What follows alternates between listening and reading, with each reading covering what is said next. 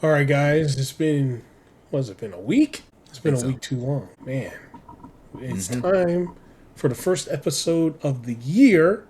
And we're just going to kick it off right away. We got a whole lot of stuff to talk about in the land of pro wrestling. Oh, yeah, let's start this 2026 off with a bang. Lionel, let them know what show they're about to listen to. Y'all about to listen to the spiciest episode that has a lot of recaps. This is Off the Top Rope. Oh, yeah. A lot of recaps. A lot of us maybe talking a little shit about certain people. You're going to hear it all this episode. It's going to be Why fun. is Jericho still on the fucking page? And that's where we go. It's been burning. It's been ever since I saw his face on that page today. Why is he still on the page? Why is he not gone? You know why? To troll WWE. To let WWE know that they're wrong. And Jericho is staying. That means he's stuck in AEW. This version of Jericho would be great in WWE. They would love him in WWE. This version that we have right now, he'd go great over there. No, see, look, Jericho lost weight.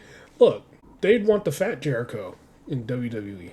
The fat out of shape one, because he's not going to be moving and stuff like that. Jericho's in shape now. They don't want that Jericho. He moved too fast for him. God, that sucks. Jericho got in shape so he can wrestle again. Oh. I'm hoping he's getting ready to wrestle for that Royal Rumble because Lord knows. You know what? I'm gonna do it this way. Shucks, if only Jericho would come back to AEW. If only. Oh, well, you just cursed us, man. If he shows up, it's my fault. It's totally your fault, dude. And I accept it. I accept it if that happens. The fact that he hasn't been removed from the roster should tell you everything you need to know. Maybe they won't remove him till like the day of the Rumble. And he could be like number 4 or something. I doubt it. He would love to go Saudi. He would love it there. AEW has a kind of a little history of, if they're gone, they immediately remove them off the roster. Right? Yeah. Jericho hasn't been removed. What if it's a thing where you know how WWE allegedly ain't paying like AEW pays. Apparently. Oh no, it's not apparently, it's true. Yeah? I'm just saying alleged just in case. Well, I mean, we kind of know it's a fact, but just in case, cover ourselves just in case. Oh yeah, we'll cover ourselves. We'll cover ourselves and then point to all the interviews of everybody saying it. How about that? So maybe Jericho was like, "Oh, I have to take a pay cut to come here? No, I'm good. They're booming over there. You see, they were all through PWI. They even got a couple on ESPN on y'all shit. Y'all on ESPN, and they still was able to get a couple people there. Like FTR was on there, So, but when those other ones came out, like you saw what the real list was versus the fake list, right? Like yeah, that ESPN one was it ESPN? Yeah, ESPN. Yeah, it's ESPN. The ESPN one that was predominantly WWE. It's like that just tells us you don't know ball. You didn't watch anything. No, WWE's on ESPN now. Yeah, they're on ESPN, so they have to. They have to. Jericho, don't you want to be on ESPN, bro? I don't think he does. Damn it. Jericho likes money, dude. Fuck all that. They probably would try to lowball him, huh? Yeah. Yeah. He's coming from AEW, and they're like, oh, we're the big time. That's WWE's idea. We're the big time. And they insulted him with the offer, and Tony Khan's like, would you like a real offer? And Jericho nodded very quickly and was like, yep, I'll sign the paper. Because you know Tony Khan would dump the fucking garbage truck in front of Chris Jericho's door. Yeah. You know he would. Oh, yeah. Use that money for other people, Tony. He's already been doing it, though. Yeah. We got appearances all over the damn place for the past couple of weeks. Fucking, I know we're going to talk about it, right? We're going to get into the shows, but fucking, we got Jake Doyle, Jake something, is in AEW now, All Elite. I was happy with that one. It feels like they're replacing somebody though, but I was happy with that one. Bro, we're gonna talk about that in a second. We're gonna talk about that in a second. But if he happens to tag with Lance Archer, he's replacing somebody. He okay. It looks like him and Mark Davis? God, Mark Davis. Yeah, Don't Mark tell Davis. Me you forgot about Mark Davis. No, I didn't. Oh, you son of a bitch! I didn't. You forgot That's my boy. Mark Davis. That's my boy. I'm bad with names sometimes. But Doyle and Davis, it took me a second to realize it was Jake something, because I was like, it's fucking Mark Davis' twin. What the hell is going on? It's American Mark Davis. It was. He's just super jacked. I was like, what's his name? And he said Doyle. I was like, Doyle. I guess he wanted to. You know what's funny about that too? We know what's funny about that too. Before we get into who he's replacing, because I think that's what the case is. If I'm going to be honest. Oh, he's replacing one of two people. Brian Cage, and who's the other one? Wardlow. Yeah, I mean he's hurt, right? Yeah, he got hurt. So shit. Even Don Callis made the transfer portal joke on online. So he got dropped off. Wardlow went to a D4 school, as he should be. But yeah, I think right away, I'm gonna try to use his name now, like Jake. I gotta get used to that. Like, it's gonna be weird not calling him Jake something. It's gonna be weird not calling him that. But Doyle, he already, like, if you know who Jake something is, like, people have been hoping for him to come into AEW. And the funny part about that is he was being advertised up to like last week to be on AMC TNA. He said, fuck that, I guess. He said, let me out. Yeah, like, let me the fuck out of here. Seems to be a thing with TNA wrestlers. Like, some of the upper tier TNA wrestlers, right? Like, the actual good ones. You saw that Speedball, Kevin Knight, Josh Alexander. I still don't know how they fumbled that one. Yeah, that should be the guy, right? That should have been the guy. That was the guy carrying that fucking company. I mean, look, once he had that heel turn, once they made him do that heel turn, it was over. And like, in hindsight, we should have known. There's no reason to make Josh Alexander heel. And the fact that it worked with the crowds that they had in those shows also shows that it was probably about time. Yeah. Although, ironically, him being a heel on AEW just works perfectly. Yep. Because he has that badass theme song. Yeah. Yeah, but it just seems to be a thing with the top TNA guys. Because you look at their top guys now, the Hardy Boys are like is their top tag team. I'm like, how? I mean, they're doing kind of like what WWE wants them to do, right? Like, a lot of the people, a lot of the names that they have now are like WWE people, right? Ex-WWE people, right? So yeah, this is a big portion of that roster now. I won't say big portion. There's a decent portion of the roster now are like ex-NXT, ex-WWE guys that just, are in TNA. And we know what they're there for. Yeah. Because they know it's connected to WWE, so it's their leapfrog back, right? So, I don't know, man. Like, if we want to talk about the TNA situation right now, the fact that they, are having trouble selling tickets to their first show, their first AMC show. Yeah. And they're calling in reinforcements with AJ Styles, who's not going to wrestle, by the way. No, of course not. It's just an appearance. They will not allow AJ Styles to wrestle for the lesser company in their eyes. Because no one on that roster is a main... what is it? A main show or main, a SmackDown or Raw worthy wrestler, right? Yeah. Which is bullshit. Complete bullshit. You got like Moose right there, right? who would be perfect in. He'd be perfect in WWE, but that's neither here nor there. So you're just gonna you throw, hey, AJ Styles is coming to AMC, coming to the first episode, and it still didn't move tickets. I'm looking at the tickets right now. The tickets aren't like they are priced pretty nicely. Yeah, like their tickets, the sales are nice, but it's one of those things like like how AEW in 2022 was.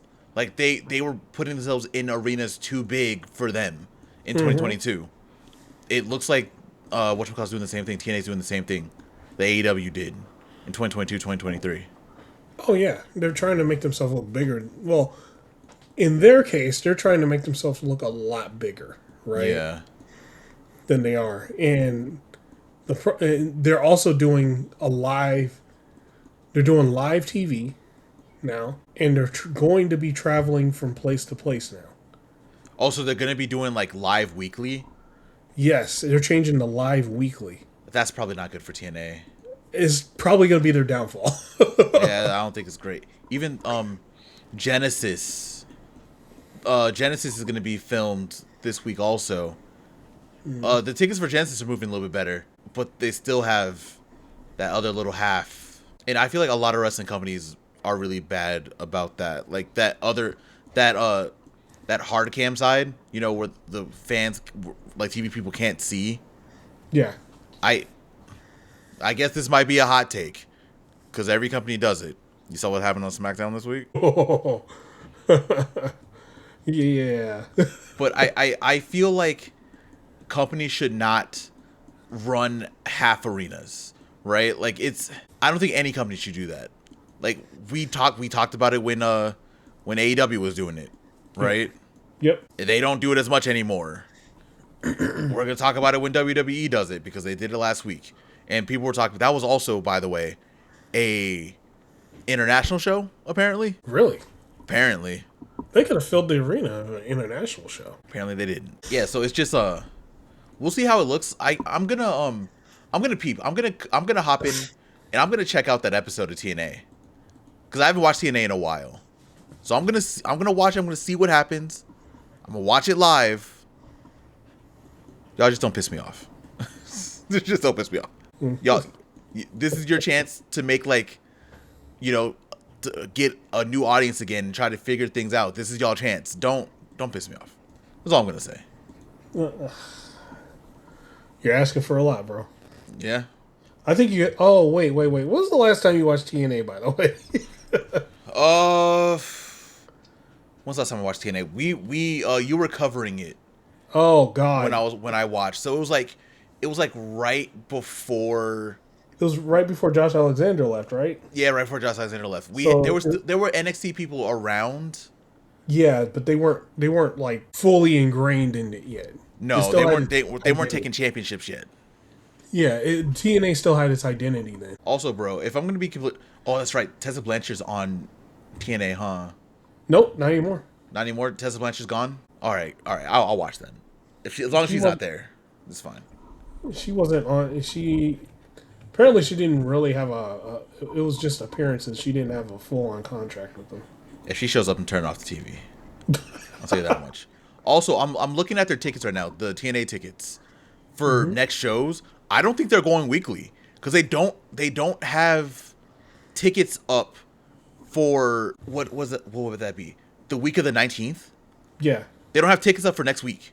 They just have Impact on the 15th and Genesis on the 17th. Oh, really? Because I thought they said they were doing weekly live shows now. I can tell you, if they are, they don't have tickets up for next week.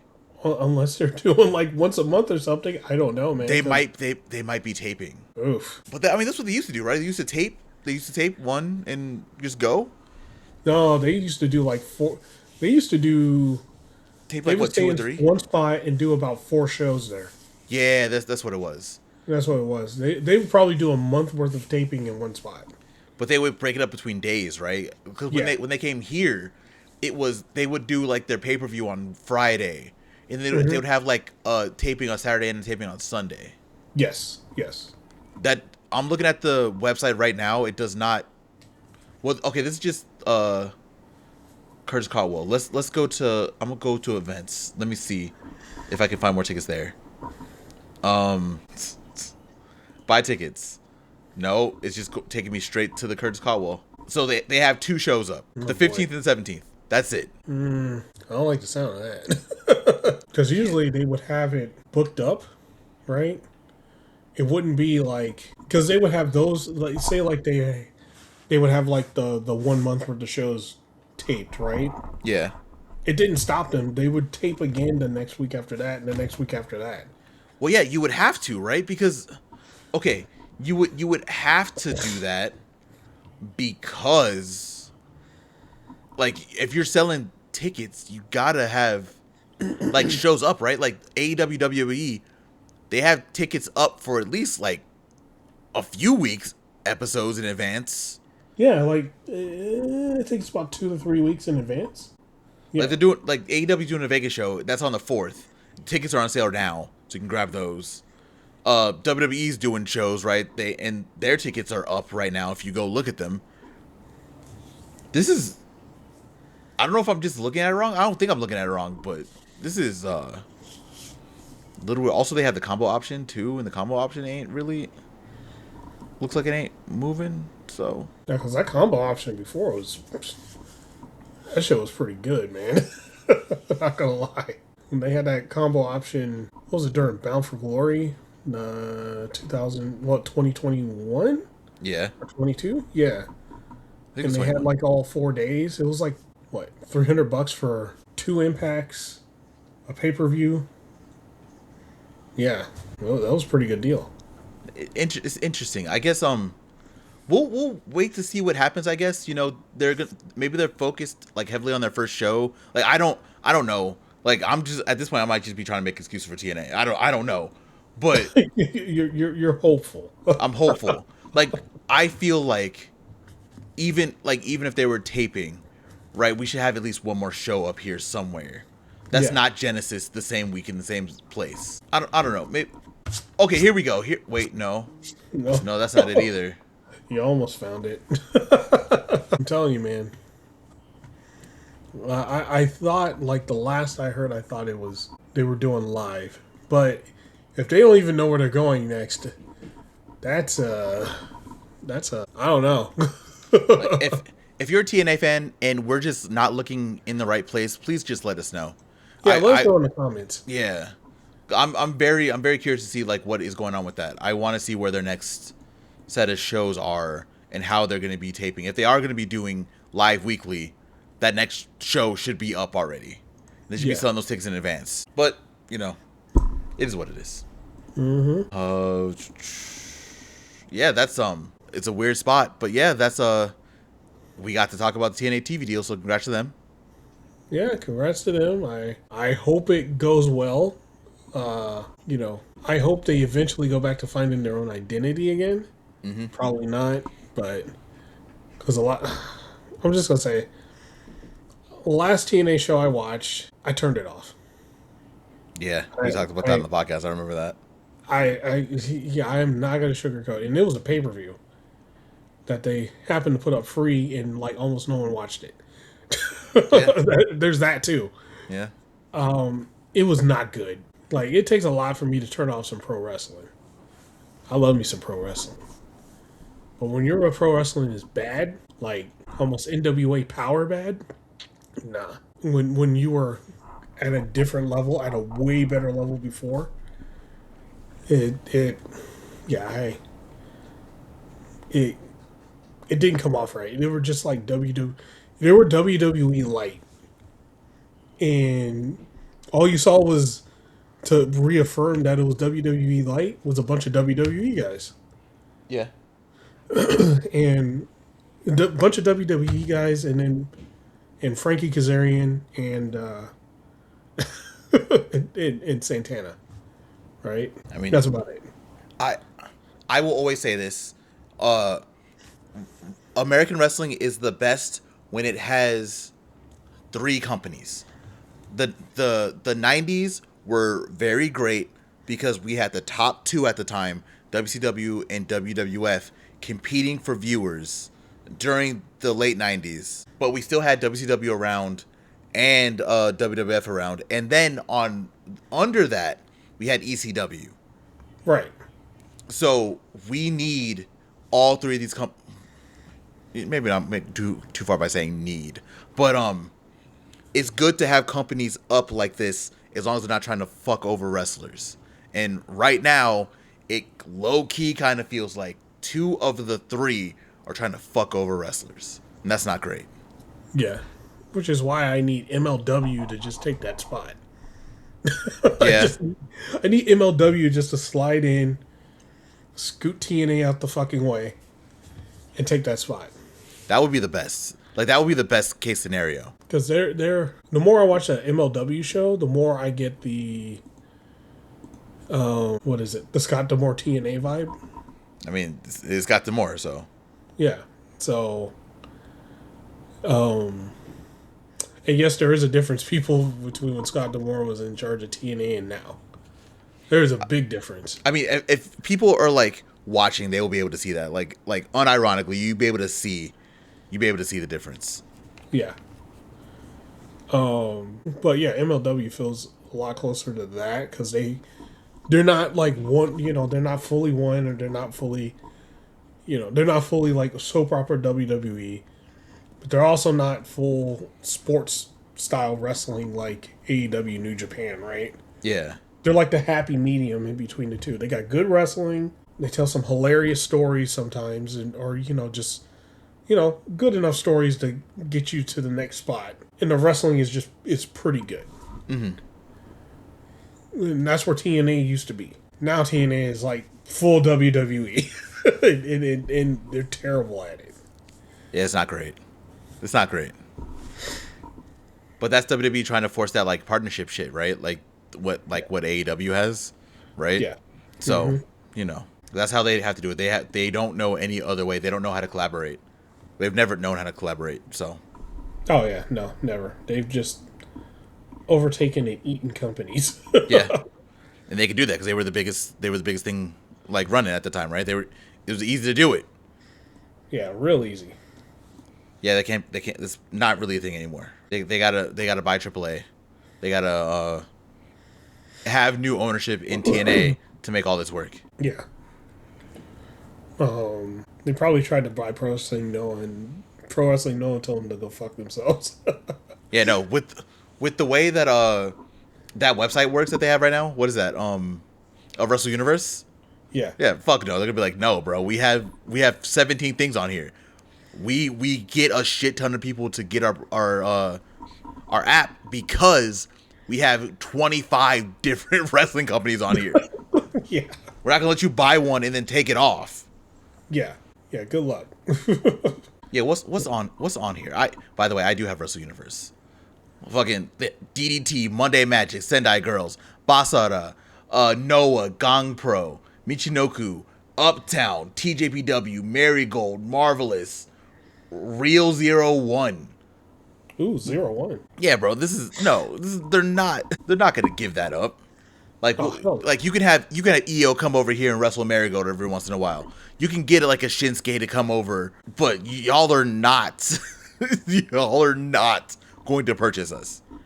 Yeah, no. But speaking of Japanese wrestling, Yeah.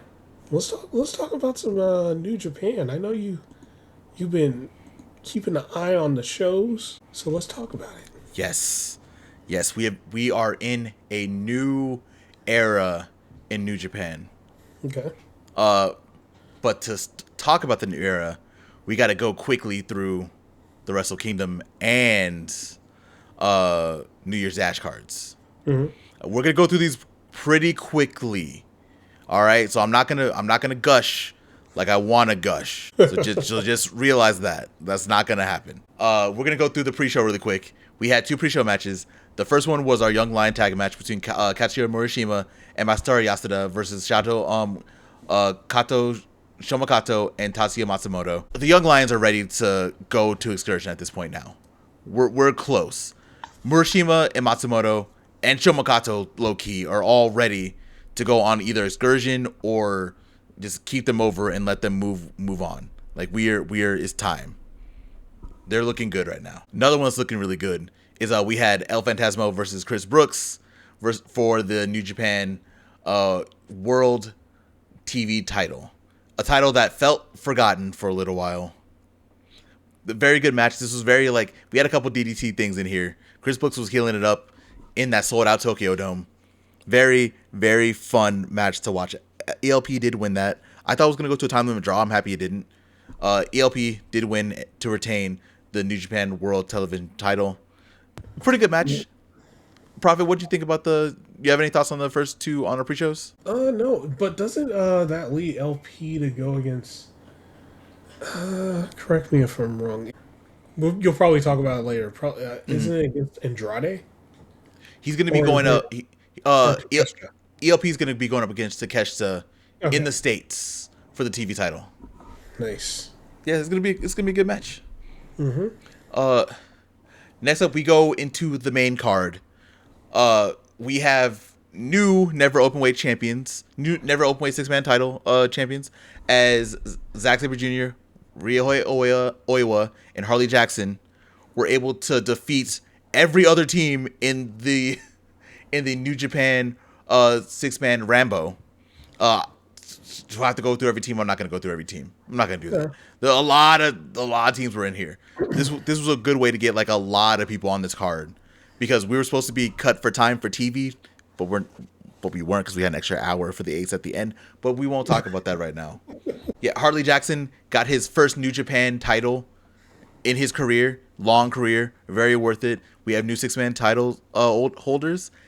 We will see where they go. Proffitt, any thoughts here? No, I think it's... No matter what, I think it's good when Zack Sabre Jr. in any type of medium is holding any type of title, even if it's the 6-man title. It's just always good for him to have some type of title. Bro, he's one of the most decorated New Japan stars right now. Up there. He's done so much. He's won damn near every single tournament. He's won damn near every single top title. He's up there when it comes to accomplishments. So we'll see how the 6-man title run goes. Plus Oiwa's here. Oiwa's been looking really good. We'll talk more about him later because he is a big part of New Year's Dash. But we'll move on. We will talk about one of our two double championship matches. We had New Japan Strong Women's Champion Saya Kamitani versus IWGP Women's Champion Shuri. And while this match was short, low-key one of the best matches on the card. These two women came out here to perform in front of this sold-out crowd. I'm going to keep on saying that. Sold-out crowd, because there was discourse today about what sold-out crowd means. This is fully legit sold out. To the surprise of a lot of people, Shuri did win. I don't think anyone saw Saya losing, because Saya's been on a rampage for the last year and a half. We've talked about her before on this podcast. Yeah, she's been a juggernaut, man. Yeah. So it was surprising that she lost to me and a lot of people, but my girl Shuri, double champion, we take that. We take the wins. So congrats to Shuri. Any thoughts on that match, Proffitt? No. Keep going. Next we have United Empire, which is Andrade El Idolo, part of United Empire now. Yep. Great Khan, Callum Newman, Hinare, and our secret ex, who happened to be Jake Lee, who was a part of Bullet Club War Dogs. It's a whole story. If you don't know it, I don't have time to tell you right now. Sorry. But they went against David Finlay, Gabe Kidd, Drilla, and Shingo and Hiromu. Jake Lee did get the win for the team. United Empire is standing strong. We got two new members. They don't look deflated anymore. They are fully healed now, low-key as they should be. Callum's looking really good. We have a lot of things going really good for the Empire here. Any thoughts? My only thoughts is Bullet Club War Dogs. We'll probably talk about it later, but it sounded like they might be coming to the States. In what capacity, I do not know. I can tell you right now that the War Dogs no longer exist. Yeah, they no longer exist. They are a new faction now. With Tsuji. With Tsuji, Shingo, and Hiromu. But some of their contracts are like up, like at the end of January. Like, Yep. Drilla Maloney, I think Gabe Kids is. Who else? I think it's the majority of Bullet Club War Dogs. Their contracts are up. I think most of War Dogs is going to be. They have to do something, right? I think the only two that might be retained, Gabe and Drilla, might stick around. Yeah. I see Clark going to AEW. I see David Finlay going to WWE. Mm-hmm. That's kind of how I see it. Well, who knows what's going to actually happen, but because if anything, I see if New Japan retains Drilla and Gabe Kidd, they're going to be dual contracts. I know for sure Gabe will be. I don't know about Drilla. Drilla hasn't really been on AEW TV as much as Gabe is, and Gabe is also a Death Rider, right? Yeah. So, yeah. Well, Drilla is saying he is looking for to go to the United States. Drilla, find a way to get to AEW, bro. Exactly. That's the one. I promise. I don't know how much we got to talk about Drilla on this podcast. Every time we talk about New Japan, I talk about how good Drilla is. I think when we talked about the G1, I talked about how good Drilla Maloney is. Yeah. I'm pretty sure. Yep. Drilla will have a spotlight just like Kevin Knight does. Like Kevin Knight, no disrespect to New Japan. I followed his career since he was a young lion in New Japan. Did not get as many opportunities. Drilla does not get as many opportunities. Yeah. Look at him now. Yeah, the times I saw Drilla Maloney, I was like, that dude's a fucking star. Yes. He just needs he needs the same thing Kevin Knight did. Like, if you give Drilla Maloney, like, next year Continental Classic, get him in there and let him show out like Kevin Knight did, that's it. You're gonna find out he's the guy, or just have him show out, kind of have like a Kyle Fletcher style year. Mm-hmm. He's gonna be. You got a new monster on your hands. He got to show out. Drilla got to show out really well in the G1 this year. Like as a newbie in the G1, I think he won the most matches of a debuting talent that G1. Right. So he did well.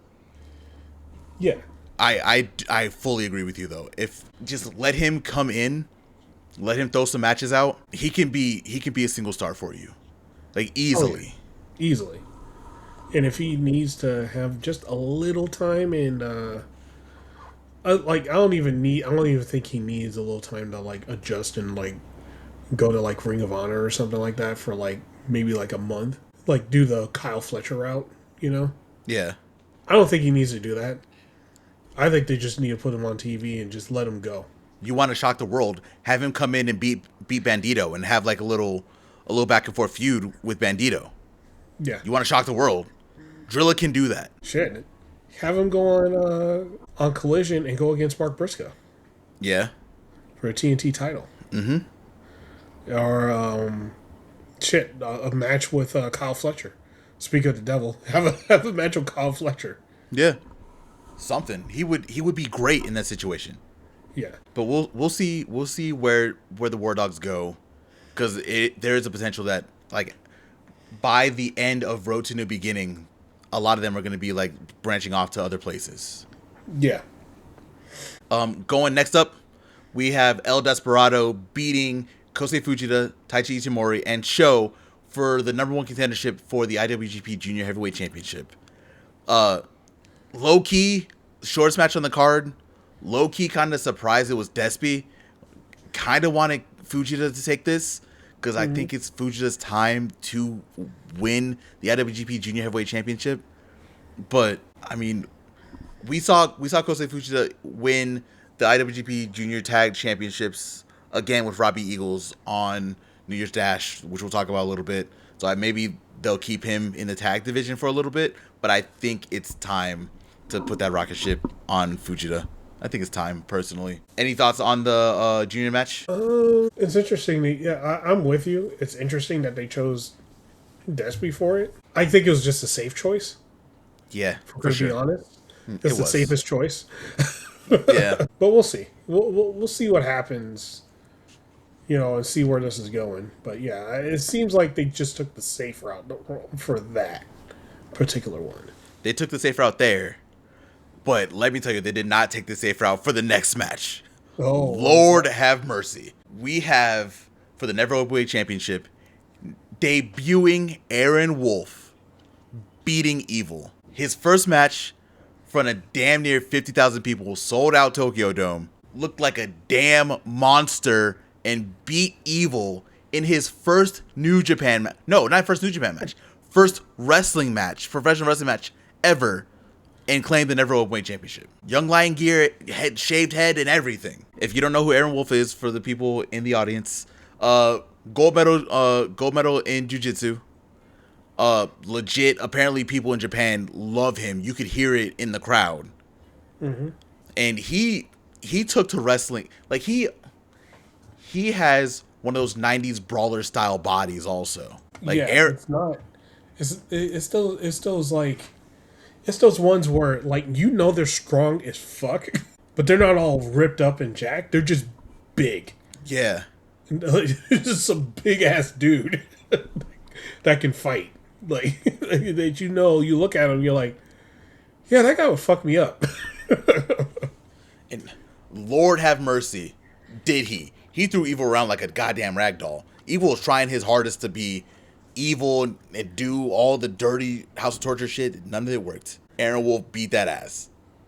Well, the thing is, like, so it wasn't jiu-jitsu. He's a judoka. Judoka. Yeah, thank you. Thank you. So, but in Japan, like, being a judo champion is like, that shit's huge out there. Yeah. Shit, like, there's even a Yakuza side quest with the judoka. Yeah, that's true. But yeah, man, like, I am not surprised that they had him win his first one. But here's the funny thing about doing judo, because believe it or not, I did judo when I was a youngin. Oh. The first thing they teach you to do in judo is how to fall. Mm-hmm. So, like, falling down, slapping the mat, and shit like that. The same stuff you do in a lot of the same ways that you fall and hit the mat in judo is the same way you fall and hit the mat in pro wrestling. That's why he's such a natural. Plus with that New Japan training too. Mm-hmm. Like I said, not the safest bet. We'll see what happens. Evil sounds like also he wants to leave, potentially. Yeah, so that's another whole thing. Only people picking him up is WWE. Yeah. I can see it. It makes sense. Tony Khan is not a fan of Evil. No, he says much in interviews. Literally, he does not like him. Does not like his wrestling style. That's why he's never on any. We've had House of Torture people on, like, Forbidden Door cards. Never Evil. Yeah, there's a reason for that.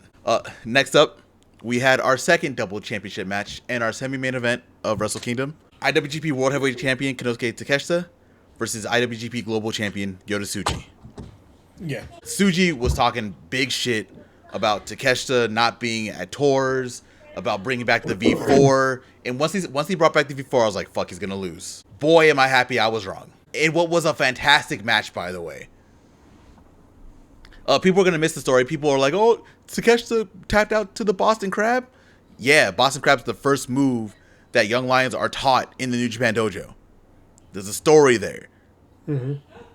Like, there's a story there. Like, just because you don't know the story doesn't mean it's not there. The story was great.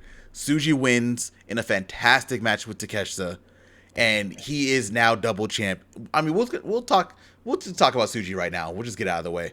This motherfucker, bro. He brought back the V4. He brought back the lineage of the V4. He combined the lineage of the V5, which is the World Heavyweight Championship, into the V4. They are now calling the championship again the IWGP Heavyweight Championship. And let me tell you, bro, the fact that title just came back, people seem to have forgotten how much they hated New Japan over the last 5 years. Like, it's just gone. Like, see that title again, it's just gone, apparently. Because the wing belt made He brought it out for New Year's Dash. He also made a lot of comments, by the way. He said that he was going to boycott any show that the IWGP Heavyweight Championship title match was not the main event. He said he would not defend the title in America. He said the only title he's going to defend in America is the IWGP Global Championship. He said he's not worried about the Intercontinental Championship. Tsuji talks. If you don't know about Tsuji, there was a whole debacle about him making AEW comments before Wrestle Kingdom, which I think also sparked people being upset that Takeshita lost, but Takeshita had to lose. Yeah, he had to lose. There's no reason. Like, Takeshita did what he had to do. He lost at the right time, and now he can probably have his focus on more titles in AEW. Apparently, he said he wants to do more in New Japan. He signed a contract, also, Takeshita did. He re-signed. He has that hot double contract, man. Bro, triple. DDT triple. Also. That's how good Takeshita is. Yeah, they announced at New Year's Dash that Takeshita re-signed a contract to New Japan. And he said he wants to do more dates. So, yeah, I don't know. After how Takeshita got treated by the fans, I'm surprised that he did that. But, I mean, he's a former world champion now, right? So. Yep, former IWGP World Champion. Yeah. Can't take that away from him. Nope. So we'll see where that goes. But, yeah, that was a semi-main event. Any thoughts? And we talked about all the Tsuji stuff now, too. You have any thoughts on any of that, Proffitt? I think it was the right move, having Tsuji win. I said it a long time ago. You guys can scroll back to the podcast of last year if you want to listen to that beautiful content we made. Mm-hmm. Where I said, Tsuji's the guy they need to strap the rocket ship on. He needs to be the guy. No matter what, he needs to be the guy. Yota Tsuji is that guy. He's got that, I'll just say, I said it once, I'll say it again. He's got that Shinsuke Nakamura flair where he just, you see him and you're like, oh, no, that motherfucker right there, that's the dude. He's got it. Whatever it is, he's got it. He also says all the right things too. Like, you know as well as I know, like there's like a little mini like war between like the little bit of New Japan fans that are like very I want to use the word weebish, but very much I love Japan and AEW fans, right? There's like this whole thing. Mm-hmm. Tsuji plays into that very well because Tsuji's like, hey, fuck AEW. New Japan is where it's at, like what Gabe used to do before he started showing up on AEW every week. Or Gabe used to do before Tony Khan showed him that first paycheck. Oh yeah, Gabe has since stopped the fuck New Japan or the fuck AEW, fuck WWE shit. Now he to the point where people think he signed to AEW already. Gabe was like, oh, you know I like the color green. He's my favorite color. Yeah, just make sure that check clears, and you won't hear another word from me again. Oh, and sure enough, we didn't. It Tony Khan's check. That shit was clear. The second that shit hit his pay, the second that he saw that fucking stub, the second he saw that direct deposit, because you know he got that very first direct deposit. He didn't have to wait. He didn't have to get mailed a check. Tony Khan's a billionaire. He was just like, just direct deposit that shit. That's fine. He heard that buzz on his phone. He looked. He's like, oh, how many zeros is that? Like, all right. I ain't saying shit about AEW anymore. That check's clearing. I ain't gotta say nothing. Tsuji ain't doing that. Tsuji said basically, fuck that place. So, it's fine. But at the same time, Tsuji, I'm gonna play devil's advocate here. You couldn't sell out that show. They did pretty good. They did pretty good, but they did pretty good before Okada showed up. They had to call in the reinforcements. They had to call in the man, the guy, the god of New Japan before they pissed him off so much he left, Okada. And the second Okada just showed up, his presence sold out the Tokyo Dome. Okay? It did that last little push. I think they're at like 40. I think they're like 38K or something, but like that before Okada showed up, and then like the next month they sold out right after that. Yeah, and then Okada took all credit, by the way, because of course Okada did. Well, as he should. because it on. I know you hardcore New Japan over there, but you know as well as I did that the tickets stopped moving before Okada showed up. I mean, they still sold a shit ton of tickets, like more than Dynasty and Wrestle Kingdom last year combined, before Okada. But Okada gave him that last push. I'm not saying that he didn't. No. But was that worthy of a Tanahashi send off? No, fuck no. So they got to call in the big guns. You got to call in your boy. and boy did they, because he came in here. Which, by the way, that's the main event. The retirement match of Hiroshi Tanahashi. It was Tanahashi versus Okada. One last time. Tanahashi's retirement match. And boy, did Okada come in here like AEW Okada. He said, he said, look, y'all can thank me for the house. Y'all can thank me. I'm already a billionaire here. So y'all can thank me for everything that's going on. And he came in there and he beat up Tanahashi. He little bro Tanahashi, bro. It was a really good back and forth match. Okada started getting a little bit frustrated near the end, and we got the first like in match Rainmaker pose since he's been in AEW. Yeah. He called back to old Okada, and it was enough to beat Hiroshi Tanahashi. And Tanahashi did not tap out. He did not give up. He got knocked out with the Rainmaker. Hey man, it's worth. Hey, look. When Okada did the Rainmaker pose, hey, even Goku sometimes has to use the Spirit Bomb every now and then. Yeah. Okada did the pose. They gave him all of his energy, and he knocked the shit out of Tanahashi. Yep. 33-minute match. We had a lot of callbacks. We got to see Tanahashi do some Shinsuke stuff. We got to see him do some, basically like everyone. Three Musketeers. Shibata stuff. I can't believe I'm like hard on names right now. That's crazy, by the way. I don't know what's going on. Anyway, we got to see a lot from Tanahashi. Tanahashi retires. He gets up. Okada bows, thanks him, and then dips out of the ring immediately. And the show was supposed to end here, but we had another hour of stuff because Jay White, Will Ospreay, Kenny Omega, Kota Ibushi, Muto, Tatsumi Fujinami, and fucking Tetsuya Naito showed up. Most of them gave him flowers, except for Naito. Naito fucking took the mic, because of course he did. Because it's Naito. It was Naito. And he was like, hey, I'm happy I'm back in this ring. Maybe one day I'll be back. Maybe not. Wink, wink, wink. Someone please, Tanahashi, your president, make sure they bring me back. Wink, wink, wink. Tanahashi, I hate it, and Noah, bring me back. Please.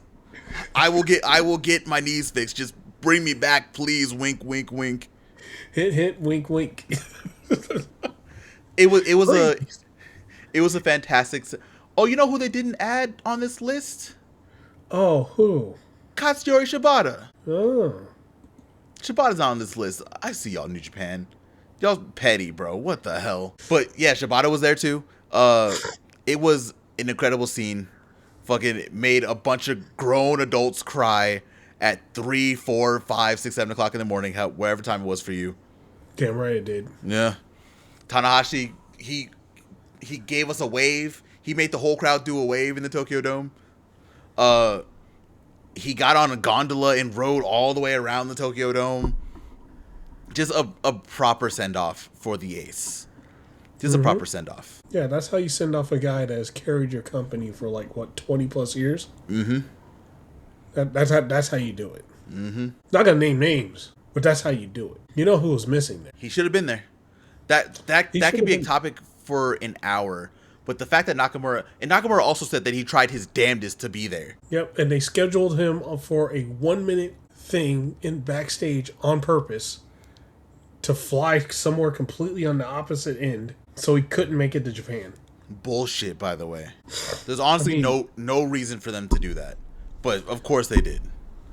I mean, shit. It's not like he was gonna at least let him fly in and do and be able to send off Tanahashi. He didn't have to wrestle. Just let him Let him be there for that. They didn't even let him do a video package. Nothing. Nothing. Which you is know why they did that. You know why I did that, right? Oh, we all know. The second Nakamura would have felt that, he would have had his old music on. The da da da da da da da da. Yeah. They would have had the strippers out there for him. The poles from like Wrestle Kingdom 9 would have been out there again. Fucking he would have felt the roar of that crowd. No. He would have looked around. He there's one thing in a Pro Wrestling Noah. I'm no shade to Pro Wrestling Noah. I actually like Pro Wrestling Noah, right? But it ain't nothing to the New Japan crowd, man. He would have felt. I'm telling you, he would have felt that crowd. His music would have been blaring. His old music. He would have felt 15 years younger. Shit. He would have been like, here's my resignation. Yeah, get me out of my contract right now. I'm going back. I got another G1 in me. I got another New Japan Cup in me. Shit. Man, he has barely been wrestling. He's got like 2 or 3 G1s in him. Mm-hmm. They know the second that he was stepped out on that stage, looked at that crowd, he would have been like, oh shit, I need to come back. I fucked up. I need to come back. I'm still holding out hope that he eventually returns. How old is Nakamura now? He's not like old. He's in his 40s, right? Let's look. 45. Okay, so like, what? He's got about maybe 1 or 2 years left on his new WWE contract. He can still go. Get up out of there, Nakamura. Shelton Benjamin's like 50. So come on, we're good. Get out of there, Nakamura. It's time, bro. But yeah, or if you don't want to go back, if you want the best of both worlds and you can be in Japan and America, you know where to go. Yeah, we got you. They got dual contracts, bro. That's the thing they're doing over on that side now. That's something they're doing. If you want to wrestle in Japan, if you got the itch, you can do it. You could do it in AEW. I'm just saying. I'm not saying that you have to. I'm just saying consider it, Shinsuke. Come on, man. Shinsuke. I'm telling you, Shinsuke saw that show. Even though he wasn't even the guy who saw the show, he was like, "Fuck," because he made comments saying that he tried to go. That if anything, I think this is just going to come back and bite WWE in the ass. I think so. Later on. I think so. I think they'll lose to Shinsuke. They're going to try to sign him again. He's going to be like, "Fuck y'all." Yeah, Nakamura ain't coming back. That was probably the last straw. He's probably after this contract run, he ain't coming back. Yeah, that's raps. Super raps. But what did you think about the retirement ceremony? We're not going to talk too much about New Year's Dash. I basically talked about what happened in New Year's Dash. We don't have to talk about anything else that happened. Any thoughts on the retirement? I'm just going to say, in general, that's how you do it. That's how you do it. The 2 people that got sent out the best on their retirements are Sting in AEW and Tanahashi in New Japan. That's how you do a retirement. For people that have, given their bodies for, 30 plus years, 20, 30 plus years, right? Made all these companies a lot of money. They need a proper send-off. Not that terrible John Cena send-off. No. Tanahashi send-off should be, for that caliber of star, that's the send-off that you deserve. Yeah. That's the sure. They don't have to win their last match. That's not what the send-off is. The send-off is letting the fans see that wrestler their last time giving their all and doing their best in ring stuff, their best everything. And AEW nailed it with Sting, and New Japan nailed it with Tanahashi. The Tanahashi tour was something. He was wrestling he got new. He basically got new life at the end of that tour. Bro, the way Tanahashi was moving, bro, or the way he was wrestling, just if you would have asked me if he would go until the G1, I would have told you yes. I'm happy he stopped where he stopped because we saw him walk out of the press conference after New Year's Dash, and that man's legs are cooked. I think everything he had remaining he put in that last, not only that last few months, but in the Tokyo Dome. Right. Bro, if y'all haven't seen that video, let's just watch that video of Tanahashi walking out of the press conference after New Year's Dash, and bro, he can't walk. He could barely walk. Yeah. No, he's it's Yeah, like you do that for so long, and he probably put his all in that final match. Like, Oh, not probably, he did. you could see it in the match, bro. It was everything. It's probably going to take him a few months to recover from that match. So once he does, he'd probably be, moving at least better. But yeah, he's going to be cooked for a minute. Yeah, but yeah, man. Just an incredible night, incredible event. Like I said, we've already talked a little bit about New Year's Dash, the main stuff that happened New Year's Dash. Yeah. New Japan is in a very good place. They have their next show is coming up in a little over a week. We need to see how they follow up New Year's Dash and Wrestle Kingdom, because the roster felt like they had something to prove, and I think they proved it. So we'll see where they go next. It's good. I hope they. And we've talked about this and beaten it over the head a million times about the main issues of New Japan. Mm-hmm. I hope they fix the main issues of the stars. That's the problem. The problem is they didn't focus enough building new stars. Yeah. So when all the other ones like left, which they were going to do because they all wanted to go to America, or shit happened in the back and it pissed off somebody, right? Like we find out that's the Okada situation. Like it sounded like they didn't even want him there. Like certain people, high up or in the back or whatever. Yeah. And that's, he was pretty much like, hey, this might as well be my retirement too because I ain't coming back here. Mm-hmm. He's going to retire in AEW probably. I can tell right now, we got 2 stars in Yota Tsuji and Yuto Ice. Those are the 2 guys right now. Yeah. So we'll just see where New Japan goes. Well, they got Yuto Ice, Yota Tsuji, Zack Sabre Jr. Let's see. Well, it is like a solid base, and then we need like those other key players too. We need like because before New Japan usually had 5 or 6 main players. You got like 3 right now. Oi was gonna grow into 1 for sure. Yeah. Like I think the Shota Umino and Yuya Uemura, those experiments are done, because when they came out at the end of New Year's Dash, they got booed out of the fucking building. Oh shit. oh, you might not have seen that. Okay. No, I didn't see it. I'll talk about super quick, then we're gonna go to Dynamite. Yeah.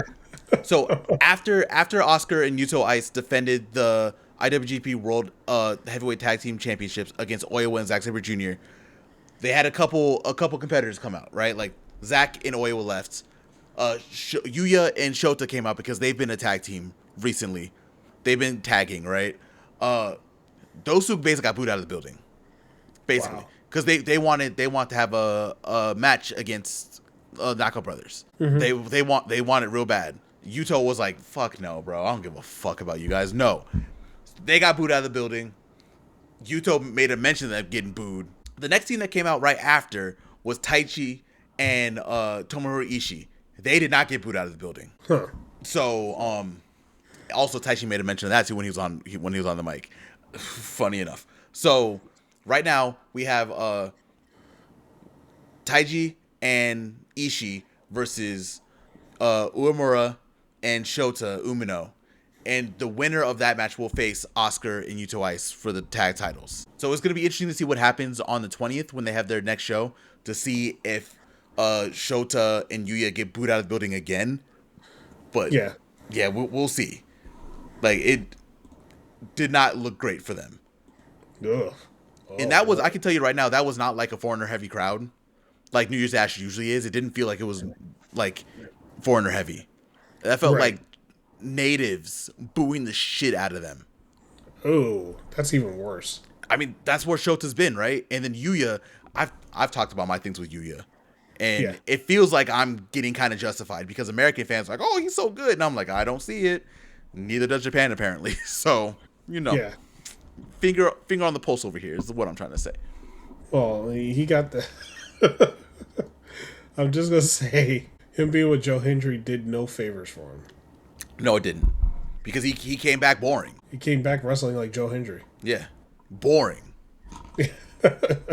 Can't be boring in New Japan. I'm sorry. No, he can't. He took that break in TNA. Oh, yeah, shit, man. That's that. I mentioned TNA again. I couldn't help it. Nah, it's fine. You know what we can talk about now? Oh, some of that good old AEW. Yes. Man, where do we want to start? Do we want to start with Dynamite this week, or how far back we want to go? I feel like we can do this week because if I'm going to be completely honest, and people can hate me for saying what I'm about to say, the first Dynamite of the year and the first Collision of the year, ain't a lot really happen. Right. We had a couple things go on, right? But realistically, I think the show of the last 2 weeks, or the show of the year from AEW so far, was this past Dynamite. We actually had stuff go on this past Dynamite. Yeah, I agree. Like, this past Dynamite was some. Well, oh man, yeah, pun intended, was something. Yes.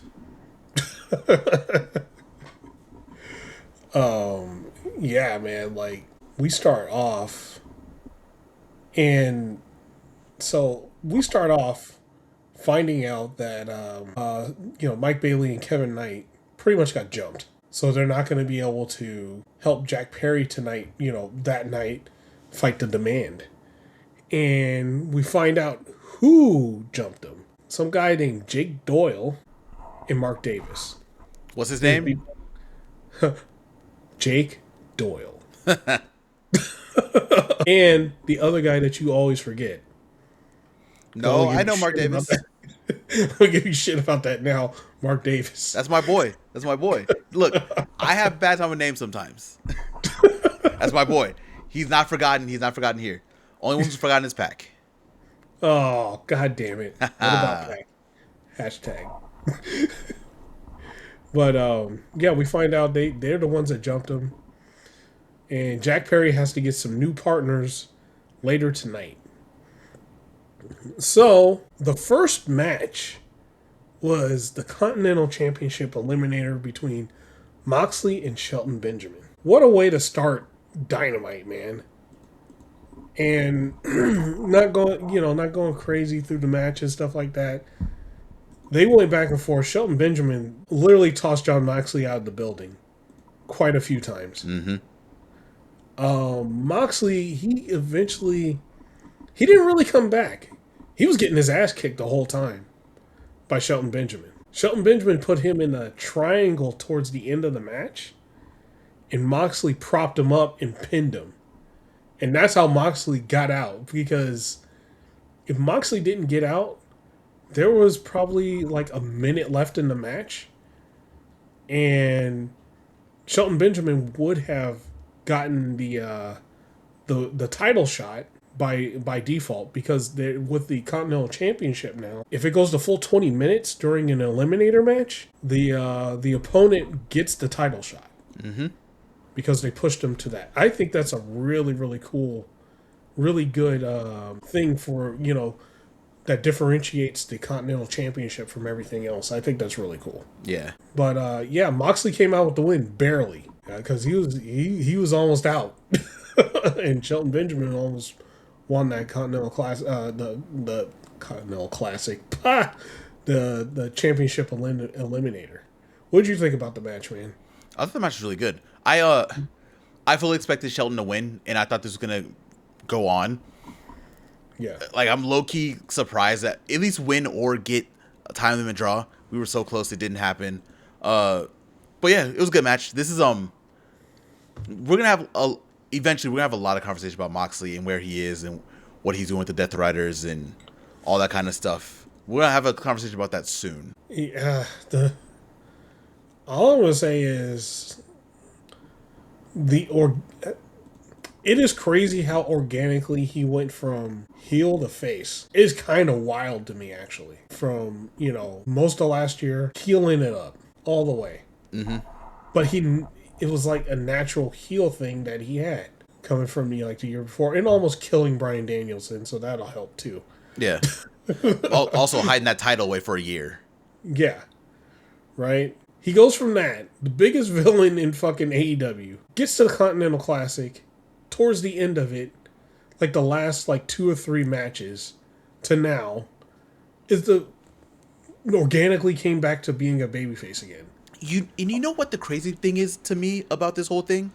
What's and people that? are gonna disagree with me, but when they really think about it, you'll really hear what I'm saying. Moxley has not changed. No, he didn't change at all. At all. All he's doing is people are just now. Everyone's appreciating the passion that he's showing. He's always shown this passion, even as a heel. He was showing this passion. Yeah. But now, all of a sudden, and low key is kind of all of a sudden. Maybe it's just because Death Riders weren't around. Maybe because he's been losing a lot. But the shift that Moxley has done, with him not doing anything at all but losing. Fucking kudos to Moxley, the AEW ace. And kudos to fucking AEW for being able to do that, bro. Because fucking, if you would have told us, if we would have talked about Moxley this time last year, we would have talked about him like he was the devil. We did. Well, I'm pretty sure you're right. I'm pretty sure we did. You can listen to those episodes, by the way. Same time last year. It's just crazy. It's a testament to what AEW can do. It's a testament also to what Jon Moxley can do. Because that motherfucker has not changed. And you can't say anything other than the face. You can't. I've tried. No, yeah. And that's the thing. And I said this our last podcast. The Death Riders, like, their statement and who they are and what they do and all that shit has not changed at all. They're doing the exact same shit they said they were going to do. Right? Everyone else gets booed for that. Moxley doesn't. It's just somehow it organically happened. It's not like they forced it. I think the only difference is Moxley's matches, you can't do interference anymore because of the Continental Championship. Yeah. Like, you just can't. And I think that is that somehow is what made or break that entire thing. Yeah. Because it's so weird. Because, like,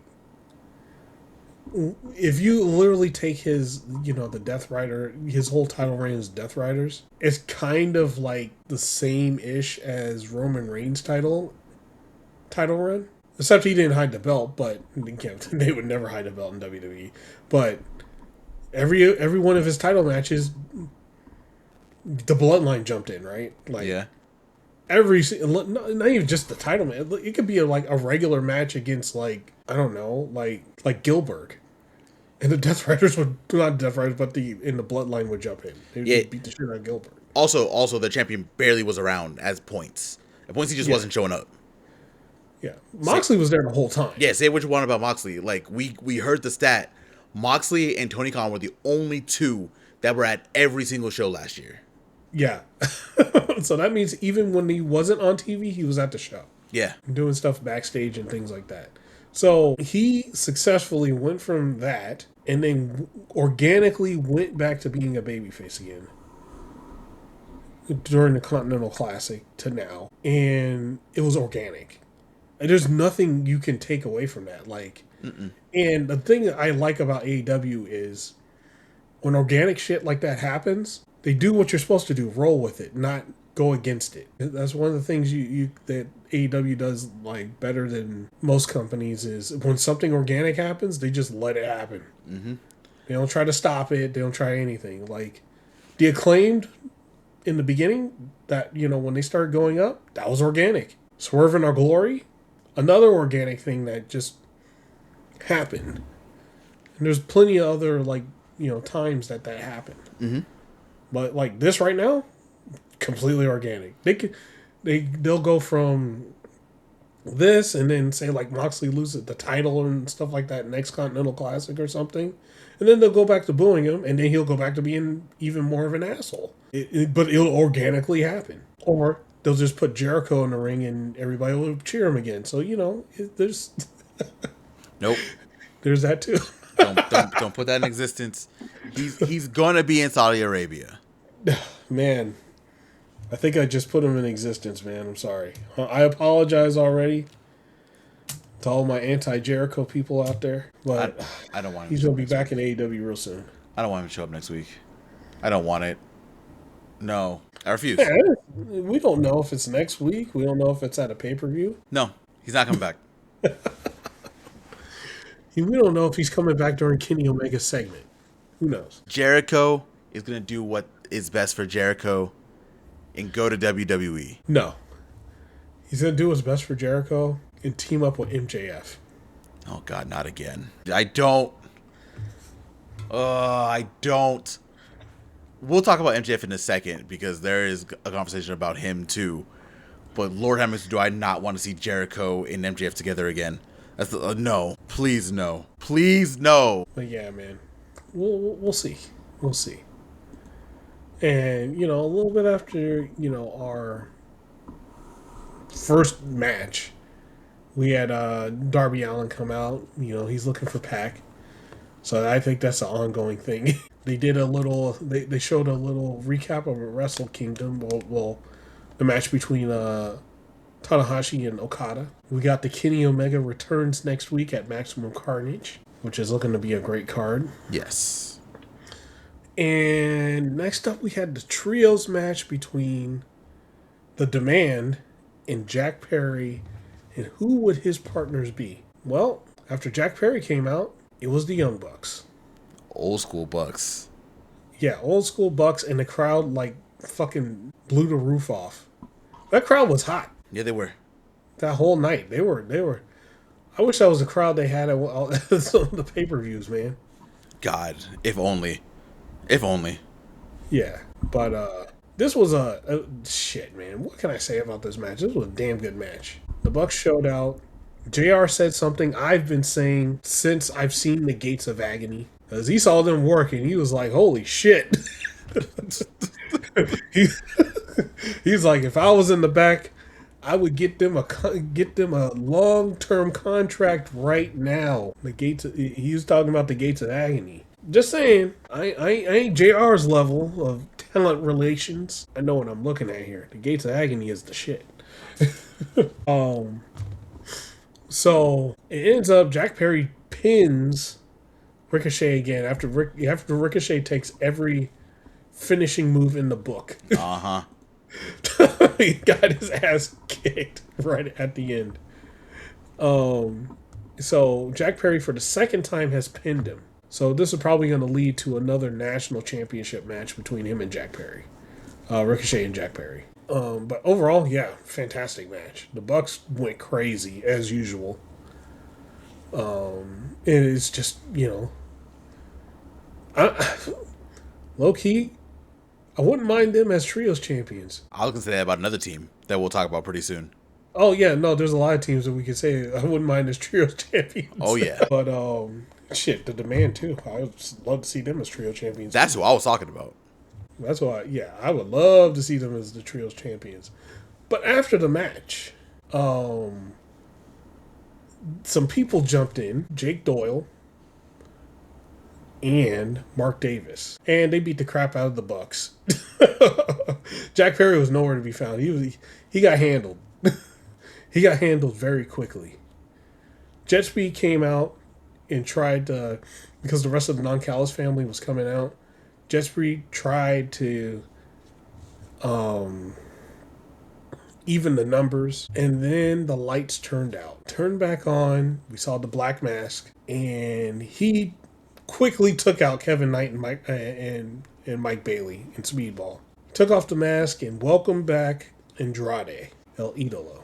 In the Don Callis family with no explanation of why he left, but we know why he was gone. Can I just say very quickly that it is hilarious. They just did the same thing over. They just said, look, if y'all in the know, y'all know why he's not here. We're just gonna run the same playbook again. Lights are gonna go out, he's gonna come in with the mask, we're all gonna be surprised. And y'all better be surprised, is what AEW told us. We said, all right, and fine. You know what happened? What happened? Crowd went fucking nuts. They did. And they acted surprised again, and we were all in on it, okay? All of us. Even I was happy. If you watched New Japan, which we didn't talk, I think we talked about this like last week before like I couldn't record, but we talked about how New Japan was like, oh yeah, he's part of AEW. He's even going to use the AEW music and everything. Yeah, it's hilarious. Yeah, they were literally like, hey, he's part of AEW. And You know what the funny shit... Like, in the back of my head, the demented part of me is like, that was them kind of saying fuck you to WWE, in a way. Kinda. Because that was literally them telling them, oh yeah, by the way, he's going to show up in AEW again right after this. Because you guys tried to stop him. Apparently, we already know what happened. Mm-hmm. He went to court and he won, probably. And that shit wasn't a year, now was it? No. It ended like immediately because what's his name? Oh, he was ex-WWE wrestler, but he was actually a lawyer. Talk about Otunga? Yeah. David he made Otunga? a whole video and he was like, hey, get this out to Andrade about that they can't do that. And that he needs to seek legal... He either talk to him or seek some type of legal help and sue them for it. I think he literally said that on his own channel, his Twitter, everything. And Andrade got the video, and about a month later, all that shit went away. I think he got like Rush's like lawyer or something like that. I think that's what they said. And that was also like part of the thing that helped him too. Like they got him right out of that shit immediately. Yeah, man. It was probably Mortos, man. He's a lawyer. He is a lawyer now. Hell yeah. But yeah, that was it. That was the end of that segment. We ran the same play twice and we won twice. AEW was undefeated with that play. With the Andrade play. Oh yeah. Oh yeah. I think the first time he debuted, like a few years ago, was the exact same debut also. Yes. I think he did the same debut in WWE also. With the lights out mask, hit someone, take the mask off. I think he's done like 5 times. Yeah, and it works every time. Every single time. God damn it. That's good. And actually, I think this time it's even better. Now, walk with me here. Uh-huh. Andrade is always at his best when he has a mouthpiece. Don Callis is his mouthpiece now. He doesn't even have to talk. All he has to do is just murder people in the ring. He can talk for a little bit, but Don Callis can take over all the talking duties. He doesn't have to do anything. So I think we're going to get the best version of Andrade again. What do you think? The way that he was wrestling in New Japan, he seems like motivated again. So I fully agree with you. I think we're going to get like the best version of Andrade now. There's no baggage. There's no stuff like in the back of his mind holding him back. And if you know, you know. Right? If you know what I'm talking about, you know. There's nothing from anywhere else making him second guess what he's doing or why he's where he's at, right? He could just go full on and do what he does and not have to worry about that shit. It's pretty great. Yeah. And now I feel like now we're gonna get the best version of him. And look, next year's Continental Classic, he's gonna be in it. We know this. They probably wanted him in this Continental Classic. I mean, he debuted like right before it, right? So I think he was going to be in it. Yeah. But next Continental Classic, yeah, he just look out. Andrade is going to be a monster. He was great in the last one he was in. Yeah. I feel like he's going to do even better. Yeah, shit. I'll call it now. I'll call it that he's going to be he's going to be like number 2 on either bracket. That's what I'll call. Yeah. I can see that. I can see him most likely going to the finals. Yeah. He's going to the semis. I know that for a fact. Yeah, guaranteed. He's going to the semis. But yeah. Welcome back, Andrade. And Jake Doyle, or Jake something, for you guys that don't know. Another fantastic addition to AEW. We got 2 debuts in a row. Yeah. Jake something and his twin brother, Mark Davis. They should just make them they look like a tag team already. Oh, no. The way that they debuted, I'm fully assuming they're a tag team now. Yeah. And we can say it now because we're at the segment. I think they just replaced Brian Cage with Jake Doyle. Yeah. The way that Callis has been taking shots at him on Twitter and everything, too. Yeah. Yeah. Big time. He put him in the transfer portal. That's so fucked, dude. Oh, man. But, but that leaves that makes me sad because no more murder machines, unless they, unless Lance Archer leaves the Don Callis family and just like teams up with Brian Cage or something. I think we're gonna get 2 people leaving for sure. Mm-hmm. But it's definitely not gonna be Archer. I think Archer is like very ingrained in that family right now. If I had to guess, it would be Carl Fletcher and Takeshita. Yeah. But yeah. So next up, we had Mercedes. And during Willow Nightingale's TBS Championship party, it did not go well for Mercedes. Hey, Willow gave Mercedes her props during her thing. Mercedes was not having. She was still pissed off that she lost the TBS Championship, and she got mad and decided to want to attack and got humiliated. And at the end, she got hit with the Babe with the Bomb after getting cake in her face and all that other shit. She did not have a good night. Not at all. And so like Mercedes was just left there. She was left laying, man.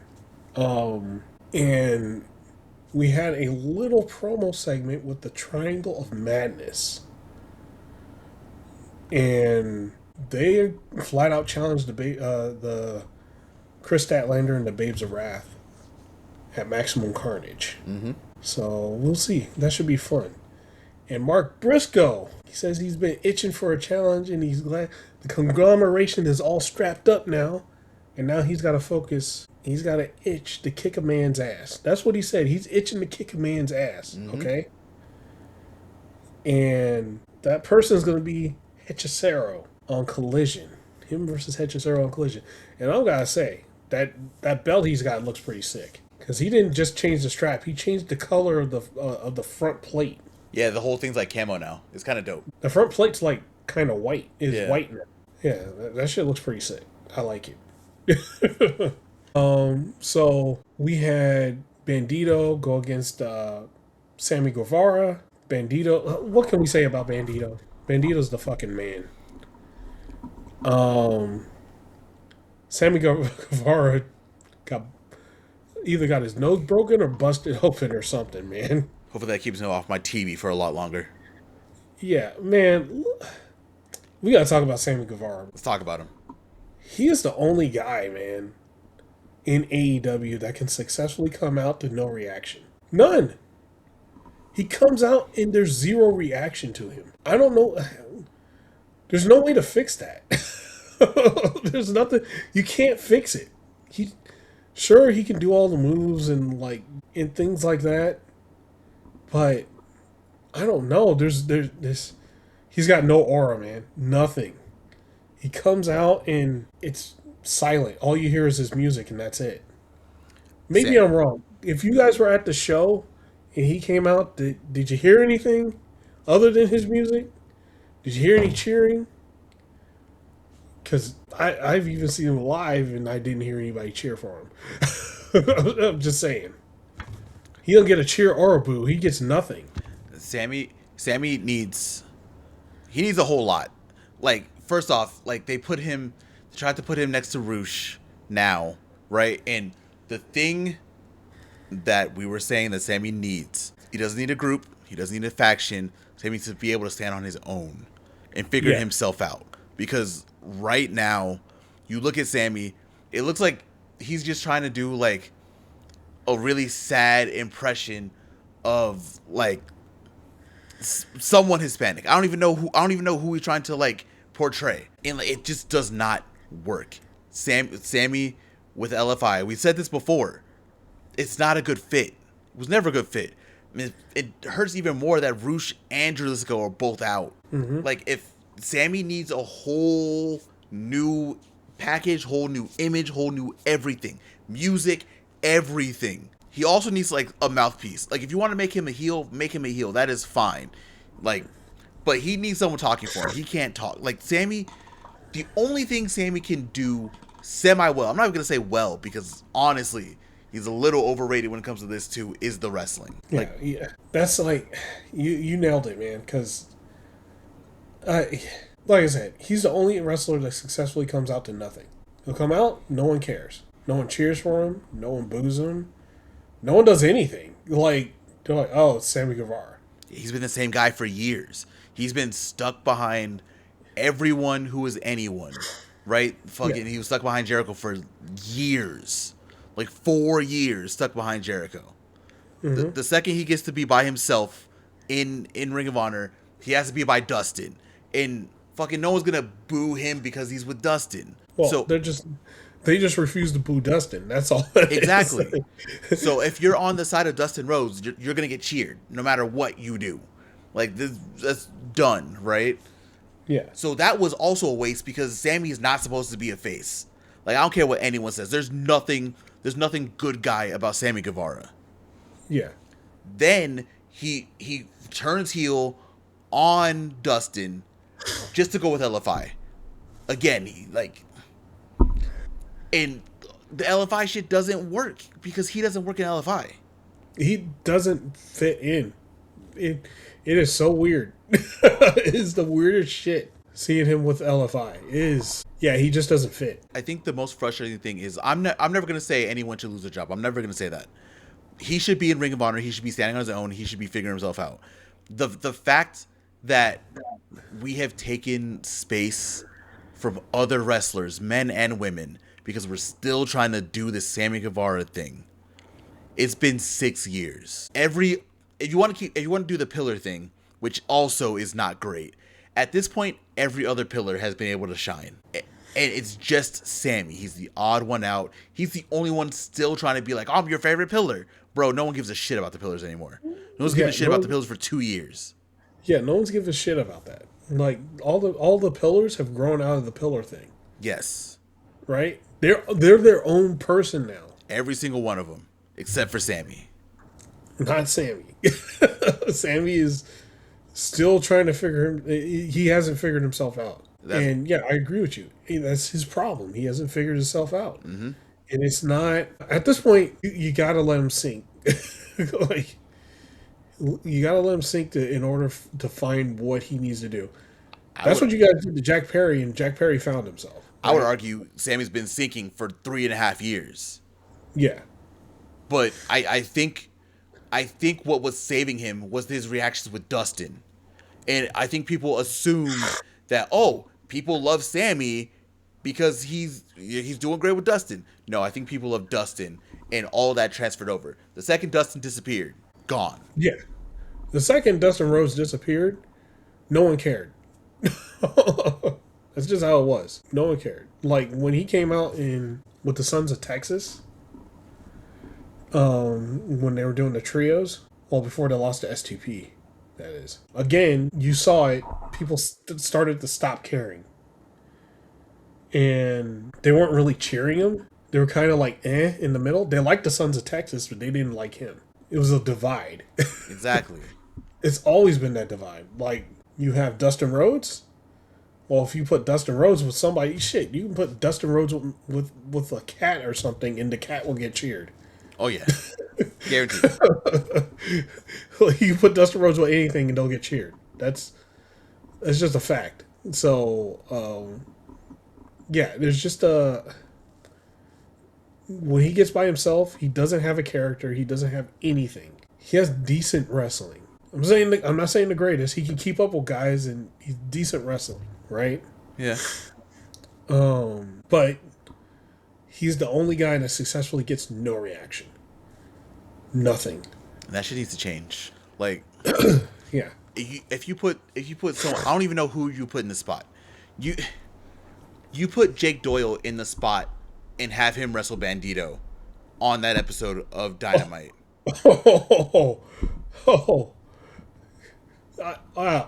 Actually, for people new to Jake Doyle or Jake something, you ever seen this guy wrestle? You're in for a treat. Just gonna say. Yeah. That guy's a beast, man. He's so good. The fact that everyone who's been in the ring with Bandito over the last 365 days has come out better from it, because that's the kind of person Bandito has been this year and last year. Yep. Sammy couldn't. So, like how we talked about the Chris Statlander test. Yep. At this point, despite the fact he's been in AEW for 6 years, Sammy just went through the Bandito test and he failed. He failed. Yeah. We have not seen anyone fail the Bandito test. It's a hard test to fail. It is. Like the Chris Statlander test. The Chris Statlander test is you got to last over 10 minutes and put on a good match and not get winded. There's only one person who failed that, and look, and where is she now? She has not been back. Exactly. Yeah, bro. She still has that good boot, though. What happened?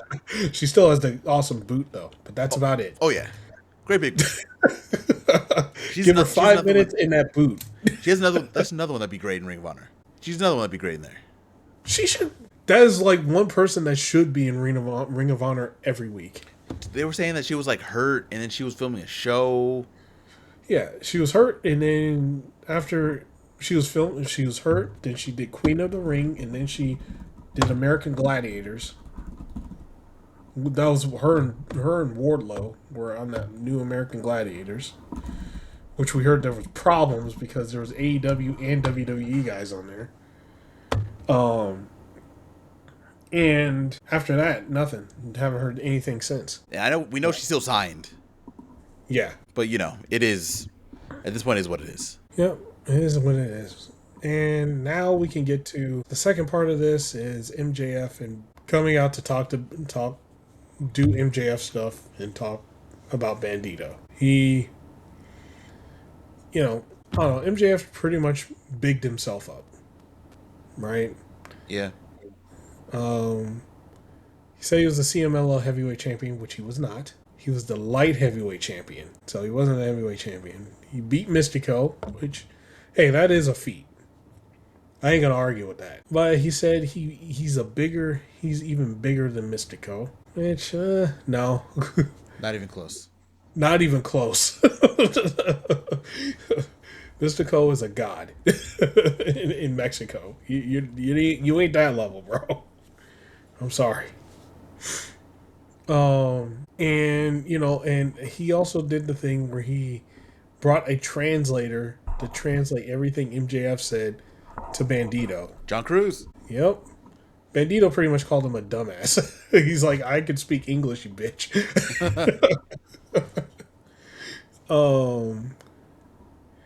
And everything kicked up. Bandito hits the 21 plex on Cruz, and then he hits MJF with it, and he picks up the World Heavyweight Championship. And if you know anything about a wrestler that's not the world champion picking up a World Heavyweight Championship, what is that? They don't win that World Heavyweight Championship. Nope. 10 out of 10 times. But yeah, that was the second part of it. It wasn't as long as I thought it was going to be, which was good. Thank God. So, what did you think about... Well, we shit on Sammy Guevara for like a good 10 minutes, but what did you think about the match? What did you think about the confrontation at the end? I thought the match was all right. Like I said, I personally believe Sammy's like overrated in the ring. Just my personal opinion. And I just want Sammy to improve. When it comes to the back half, I'm surprised MJF got out of this without offending someone. Honestly, that's my surprise. And I'm going to keep the MJF thing short because everyone knows I'm also not a fan of MJF. If you've listen to this podcast, you know I'm not a fan of MJF. And MJF is going to be going through the Bandito test now also. Yep. And by that, I mean, I don't want to see no foolishness. I don't want to see no shitty shit like he did with Jay White. I don't want to see any bullshit. You barely had to wrestle to win that championship. You're in a one-on-one with Bandito, who a lot of people consider last year's best 2025 wrestler of the year. You got to come in here and show out. This isn't on Bandito. This is on you. Because we know that title ain't coming off of you on Wednesday. MJF. Right. So you have to nut up and show us something. This cannot be the same shit that you normally do. And if it is, this title reign is immediately going to go to shit. And that's all I got. I agree. I think this is one of those matches where he like going against Bandito, he needs to beat him. He needs to beat him clean, right? Mm-hmm. He needs a clean title defense. I'm not going to hold you either. That has to be a match of the year contender. Has to be a match of the year candidate. Yeah. Against Bandito. It better be. And it's a world title match. Yeah, 2 world champions going at it. So, yeah. It better be. It has to be. And that is solely on MJF. Yeah. Solely. Yeah. I agree, man. I agree. Let's see. So after this, we had a Brody King. It was a quick Brody King promo. Pretty much he's going to be more violent than he is, which is a problem for everybody. We saw it on Collision. Yeah, he's just going to murder people. Next up, we had Timeless Tony Storm versus Marina Shafir. Again, question mark. Yeah. We're going to talk about that with AEW too, because we have a lot of things that are like kind of being recycled that probably shouldn't be, but we'll talk about that as we're going. Yeah. So Tony Storm wins by disqualification. Not going too far into it, Yeah, Tony Storm wins by disqualification. It was just people came out and Wheeler Yuta pretty much pulled the referee out of the ring, and it pissed the referee off, so the disqualification happened because Storm put Marina in the big package, and Yuta came out to stop the count. So that's where the disqualification happened. Orange Cassidy came out, Roddy came out to help, and that was it. Yeah, I get the DQ. Like, I understand it, right? But yeah, if we're going to be continuing this feud, that's the only way we really could continue since we had the match. That's the only way we could do it. But yeah, I don't know. I would like to see Marina and Tony. Well, they ain't really got shit else to do, so both of them got to be on TV now. So. Well, have them wrestle people, wrestle other people. Yeah, wrestle other people. Something. Start climbing the ranks, right? Chris Statlander is your world champion. You got to have that motivation, right? Well, it feels like Tony ain't going for that at all.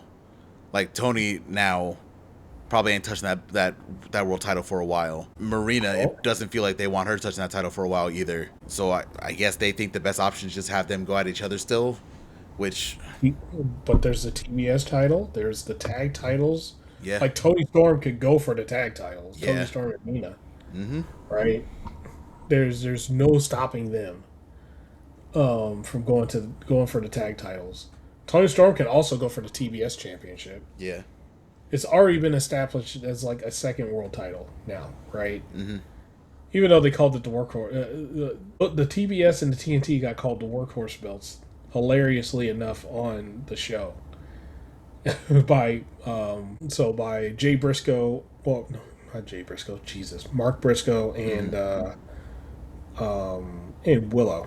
So they're gonna be wrestling. Well, I think, and Tony Storm, when she does title reigns, she wrestles the shit out of everybody. So she does not stop wrestling. I think she could also be a good TBS champion later on. We let Willow do her run, run. We'll have to see what happens at this point, right? Like, we have to talk about AEW. We have to talk to AEW about this, right? Because there's no way we can have Tony and Marina, as great as that was at the end of last year, that can't go to potentially Revolution. No, that's not at all. 2.5 months. No, and it's got to end. Yeah, it should have honestly already been over last week with that what was that trios match last week, right? Tag match, whatever they did last week. Mm-hmm. It should have been over then, if we're gonna be honest. Just like end it there and let them both move on. But you know how AEW, one of the biggest things that AEW has going against them is half the time they don't know when to end some of these stories. Yeah. We'll talk about Kyle Fletcher in a second when we get over to Collision. Yep. Let's see. After that, we had Darby Allin. He pretty much forced Pac to give him a rematch. Darby, his little ass wants to get kicked again. And he did it by threatening to break Pac's ankle. Man, we're more crime happening on the AEW scene. He ain't safe anywhere. He never fails. So, Pac Pac agreed under distress. He was a man distressed. He agreed to give him the rematch before the Death Riders came, and if he didn't leave by the time the Death Riders came, I think Claudio would have just tossed him off the building. We wouldn't see Darby Allin anymore. I mean, the way Darby's been going, you throw him down the stairs, you throw him off a building, he would be back next week. Somehow. Yeah, he'll be back next episode. You'll drive off with him, he'll be back. Shit, he drove Gabe Kidd to the airport. He dragged his ass all the way to the airport so he could go to the New Japan show. Yeah, that's true. Let's see. So we have our final match. Hangman and Swerve Strickland, the new America's Most Wanted. That's what I'm just going to call him now. Versus the Ops, Hook and Powerhouse Hobbs. This match was way better than it should have been, in my opinion. Yeah. I agree with you. Hook, surprisingly, Hook was really, really good in this match. He did that thing where when he caught Swerve and he did the capture suplex on the fucking apron. I was like, God damn. Hook really going for it now. Hobbs looks like $1 million, man. Hobbs is looking so good. WWE's trying to snipe him. Oh God. Yep, they're really high on Hobbs. Hobbs just don't go, Hobbs. Just stay in AEW, bro. All they're gonna do over there, they're gonna confuse him for Obafemi all the time. That's all they're gonna do. And have you speak in a Wakanda accent. Yeah. Not specifically African. They're gonna make him speak in Wakandan, specifically. Have you heard of Obafemi? Yes. Yeah, he's literally M'Baku. It's literally who they have him. He comes out as him. He acts like him. They do the fucking monkey sound like, when he talks. Yeah, pretty much M'Baku. They have a monkey soundbite? When in Black Panther, when him and his tribe are there, and when he starts talking, they go, ooh, they do that. Oh God, he does that too? He does the whole thing. Oh my God. So when he starts talking, the crowd does that. Oh, that's so fucking racist, bro. Oh and my God. He has those, he literally he's M'Baku. There's no other way I could, say it. He's literally M'Baku from Black Panther. Yes. Well, so don't do it, Hobbs. He's a stereotype, so that means they'll love him over there. Yeah, don't do it, Hobbs. Don't do it. Just stay here in the land of wrestling, AEW. I don't think Hobbs is going anywhere. I think we're good. Well, if he went left, he'd be in NXT, right? Yeah. But yeah, Hobbs looked like $1 million, and of course, yeah, Hangman and Swerve. They should just make them a tag team now. The way they're rolling up like just a fucking like I said, I'm calling them America's Most Wanted. The new America's Most Wanted, because that's what they're rolling up as.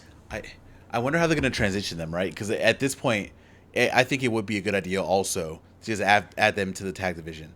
But I wonder how they're going to do that, because it feels like, and people keep on losing this point, but they're not working with each other for the sake of working with each other. They're not like, oh yeah, let's just work together because we like each other. No. Common enemy. Right. And they're both going after the world title. So it will be interesting to see how they try to, if they put them in the tag division, how they would transition them away from the main focus being the world title to trying to get these titles together. Wonder how they would do that, but it'll be interesting if they do it. We'll see. Yeah, well, yeah, because right now they're in the enemy of my enemy situation. But this wouldn't be the first time Swerve tagged with an enemy, and actually they end up becoming his partner, right? Yeah. Because that was Swerve in her glory. That was 100% Swerve in her glory. When he first started tagging with Keith Lee, they weren't friends at all. They fucking hated each other. Yeah. Even at the end, they hated each other, right? They had two different ideals the whole time. And when they when they lost the tag titles, they went back to fighting each other. Mm-hmm. The feud that we never got. That we never got the ending of. Sadly. Yeah. Hopefully one day. I just hope one day Keith Lee comes back. I do too. It doesn't feel like it feels like if he comes back, it ain't gonna be the AEW, sadly, but that's the hope. Yeah. Let's see. So since this was a lights out match, pretty much anything goes. And Hangman hanged Hook with the rope. Well, over the rope with his chain, and Hook tapped. Like, everybody would tap from that. And Swerve was just sitting there watching him do it. He was just sitting there chilling. Because Hobbs was knocked out. But overall, I think, like, the match was really, really damn good. It was way better than I was expecting it to be. Hook showed out a little bit. Hook was in the ring. He was wrestling like he had something on he had a chip on his shoulder. He probably felt like he had something to prove, right? You're in there with two of the guys. They're both after you. Like, the reason that this match is happening is because of you. He probably felt like he had something to prove, and I think I agree with you. I think he did a really good job in this match. Yep, he had a chip on his shoulder, and he 2 former world champions. You're wrestling with them. Yeah, you better fucking show out. He did what Sammy Guevara can't. Oh, yeah. This was easily, like, Hook's, in my opinion, like, one of his best performances. Yeah, easily. Also, he showed more personality than ever. When he was at that point where he was getting stapled, and he was just screaming. Yeah. Bro, more personality than he's ever shown. Yeah, that's what acting classes do. Mm-hmm. So he even went and did some movies and shit like that, too. You can learn a few things, Sammy. Here we are, still shitting on Sammy Guevara. All right, I'm done. I'm sorry.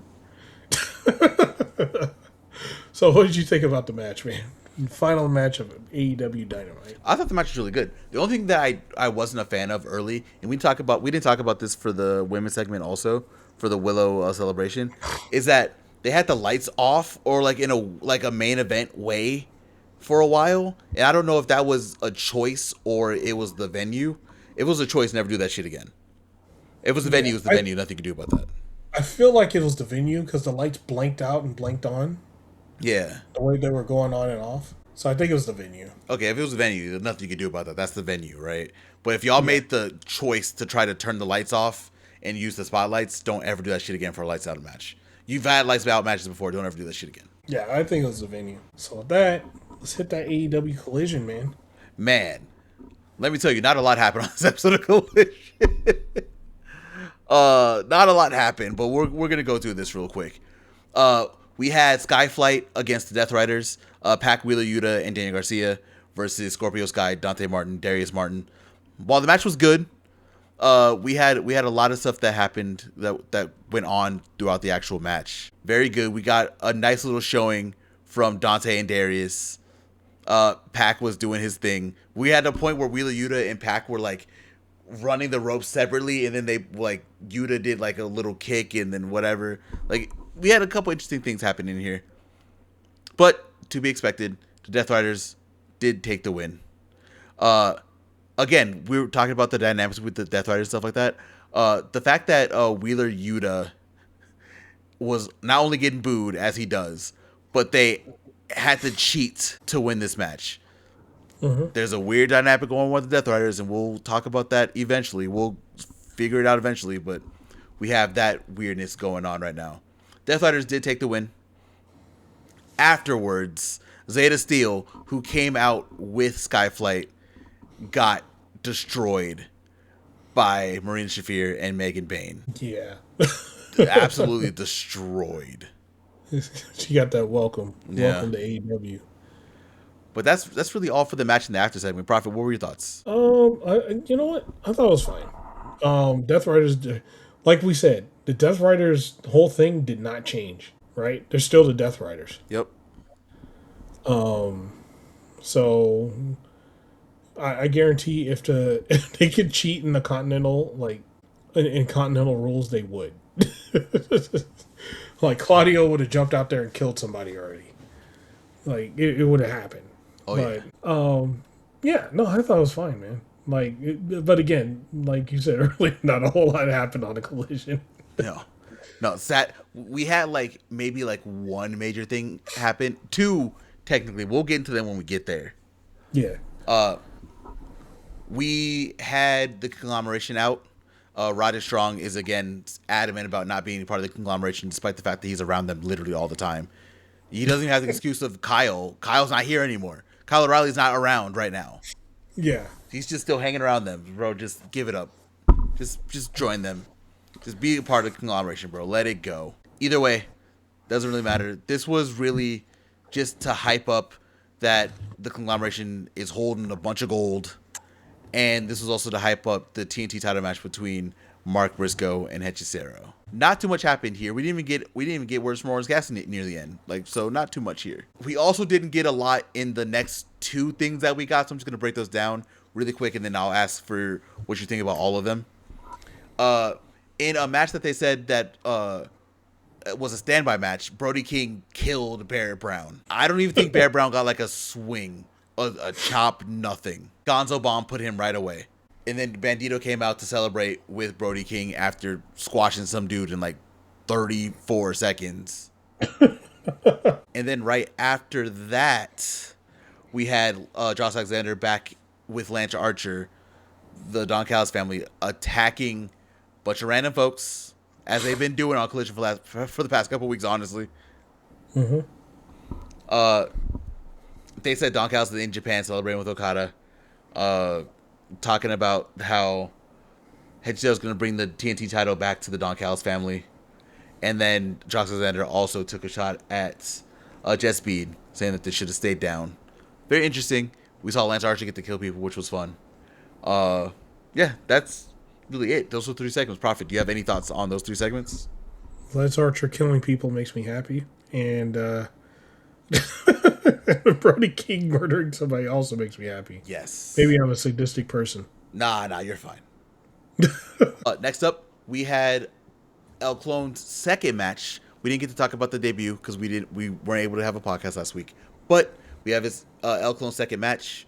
And honestly, it feels like he is doing less of hologram in this match, which was perfect. Mm-hmm. I think now he has the proper blend, in my opinion, of hologram and his own style. Because Lord have mercy, is El Clone fucking swaggy, bro. Yeah, that finishing move that he has, holy shit. Shit, bro. I didn't know what the fuck to make out of it when he started. I was like, wait, what is he? Oh. Holy shit, that's cool. Bro, that Made in Japan variant, right? Bro, I've never seen like a foot capture made in Japan before in my life. Not one time in my life have I ever seen that. Shit was so sick. God, that should have been the one to put Commander, which is who he was wrestling, down. Yeah. He still had to do the hologram move, whatever. It is what it is. But like I said, I feel like El Clone now has the perfect combination of hologram in his own style. Plus, he's not using that stupid like C anymore, that C coat. Mm-hmm. Thankfully, because that C coat, I'm not going to hold you. It wasn't working for me. It just looked weird. The hologram's coat works because it's an H, so you can have like a cutout for a title at the bottom. The C does not work, but it's gone now, hopefully, so we don't have to worry about that. Yeah, it only works on your back, right? It doesn't work on the front. Exactly. If they want to do that, they definitely should have like kept that, right? Kept the seal like on his back or something. Mm-hmm. But yeah, this was a very, very good match. Probably like one of the best matches on this card, honestly. Again, there's not really a lot that came from it. We just get to see more of El Clone. Also, the crowd was cheering for El Clone, bro. It is. He's fucking dope as hell, man. Yeah, bro. It's hard not to cheer for El Clone. Yeah. And he ain't even really cheating either. He's just beating the shit out of people. Yeah, beating the fuck out of people, man. And landing some, like, swaggy stuff. Yes. Yeah. He's a different beast, man. This was a great showing. Do you have any thoughts on El Clone versus Commander? Oh, no, it was good. And, of course, Commander showed out, as he always does. Mm-hmm. But, yeah, it was good. Right after this, we got to see a little bit more Wrestle Kingdom. We got more highlights with Takeshita, Okada. We got to see Yota Tsuji on TV, on AEW TV. So, you know, People think that he was very real about his AEW comments, but it's wrestling, guys. It's wrestling. You gotta remember it's wrestling. He does everything in character. Remember that, people. People are arguing that he doesn't, but neither here nor there, I guess. They want to believe that, but no. They've always said he does everything in character. Yes, that's what New Japan wrestlers do. They're always in character. Yeah. But we got that. We got to see that. That was nice. He'll do the Gabe Kid real quick. that Tony Khan check clears. He'd be like, AEW isn't so bad. It might take a little bit more. He's gonna do a little bit more. I don't think he's not gonna fold as fast as Gabe Kidd did. He'll last probably at least like 8 months. 8 months, yeah, right, bro. Them Tony Khan checks change minds. We'll see. Okay. He's coming to America soon. We'll see what happens. Well, if he goes to the New Beginning show in America and then shows up on AEW, we know. But we'll get there. We'll get there pretty soon. It's almost Forbidden Door season. We'll see. Yeah. Next up, Mina Chirikawa defeated Lady Frost. Very good match, by the way. I don't get to watch Lady Frost as much because I know she's on Ring of Honor every once in a while. I don't get to watch her as much. I forget how good she is. Mm-hmm. Like her gymnastic style. She has a name for it. I forget what the name of her style was. But her style is really good. It worked really well with Mina. We'll have to talk more about some other women in the division when we get there. But really good match. I really enjoyed it. Proffitt, you have any thoughts on Mina and Lady Frost? We talked about something earlier about a certain character. Like, hey, I'm gonna bring up an anime because I fucking can. Lady Frost, the way she wrestles and the way she does all of her gymnastic stuff is like Airmaster. Yeah, like 100%. Like after she fought the pro wrestler and she started using wrestling moves, that's like Lady Frost style. Which is hilarious to me when you see her like do some of her spinning moves and some of her tornado moves. It's like very reminiscent of that. And that character was also a gymnast. But yeah, the match was good. Lady Frost is really good. So good. She was in TNA for quite a bit. Mm-hmm. And then she was like, fuck TNA. Yeah, I'm out of here. She went to Ring of Honor and AEW. Speaking of someone going to and leaving AEW, Mercedes said she's taking a break.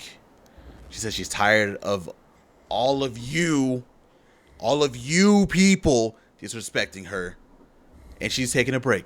She said, good luck without me. And I said, Mercedes, please don't leave. Mercedes, we need you, please. Please don't leave. Please don't do this. We'll see her back once she loses all those titles. But yeah, she's taking a little break from AEW. I don't know if you have any thoughts on this. I thought the segment was really good. Probably I've seen the best acting I've seen from Mercedes. Mm-hmm. Yeah, I thought it was really good too. She's gonna. Well, let's see. When's the next pay-per-view? March. She'll be back in March. Yeah. Yeah. Like the end of April, close to March. Yeah. Mercedes deserves a break. She's been going everywhere and doing everything. She deserves like a little bit of a break. Yeah. Next up, we had Mark Briscoe versus Hechicero for the TNT Championship. Mark Briscoe's second defense. Continental Classic. They made sure that they did the same thing with Garcia last year. They made sure the TNT title was not really defended. So, understandable. I feel like, low-key, we'll talk about that next week, but we'll talk about how much the Continental Classic is like a cheat code for Tony Khan at the end of the year, because he doesn't have to think as much about like matches and stuff like that. You can just do that, but that's a conversation for another time. Yeah. We had a lot going on in this match. Potentially also one of the matches of the night, if you consider that. I wouldn't be mad if you said if you said it was. Hechicero was doing Hechicero things this entire match. Mark Briscoe, he looked really good in this match. We haven't really seen him like wrestle in a little bit. It was nice to see what he was doing. He had to find a way to get out of a lot of the stuff Hechicero was doing. Hechicero was very like unorthodox, so like you have to figure out ways to get around that. And seeing how Mark was doing it with his own style of the redneck kung fu and trying to just break down Hechizero and get out of any of the submissions, any of the weird tactics that he was doing was very interesting. It was a very fun match to watch. I think one of my favorite Mark Briscoe matches I've seen in a while. Also, impossible to have a bad match at Hechizero. Impossible. No. Yeah, it was Hechizero's the fucking man, dude. Yes. Yes. Mark did hit the J Driller and hit the Froggy Bow to get the win. And then we had Orange Cassidy and Roger Strong come out afterwards. It was a good time. Proffitt, what were your thoughts on the TNT title match? Wait. We should say it like this. We had Orange Cassidy of the Conglomeration and guy that says he's not in the Conglomeration, Roddy Strong, celebrate with Mark Briscoe, the leader of the Conglomeration. The fact that he was out there also. Bro, just say your Conglomeration, bro, at this point. You're even in the damn video. Literally. You're literally in there. And listen. If you watch the Tron, there are points where he's enjoying the time, and then you'll see that he sees the camera, and then he'll be like, "Oh, I don't want to be here. I don't want to be here. Shut up, Roddy. Quit lying, Roddy. Just accept it, bro. Just let it go. You're part of the Conglomeration, okay? Still, this motherfucker still wearing Paragon shirts like Paragon still exists. It's like, I'm gonna do another anime reference. It's if Luffy chooses you to be part of his crew. That's it. Just accept it. You're part of the crew now. Especially lately, you don't have a choice. You ain't got a damn choice. And there's no way you're getting out of the Luffy vortex. He's in that Conglomeration vortex right now. He was out there celebrating. Yeah. Like we couldn't see him. Yeah, like we didn't see your ass. I don't want to be a part of the Conglomeration. I'm not part of the Conglomeration. Wah. Shut up, Roddy. You're part of it now. Accept it. Put on the shirt. Stay in the Tron. Move on. Next up, we had a backstage segment with Eddie Kingston and Ortiz versus the Grizzly Gun Vets. Grizzly Gun Vets were kind of talking, and just the way Eddie can just take over is hilarious. Because we haven't really gotten to see it in a while. James Drake and Gibson were like, we hate everything the way you do everything and blah, blah, blah. And Eddie's like, bro, I win matches. I can do what I want because I win matches. Just really good. Really good.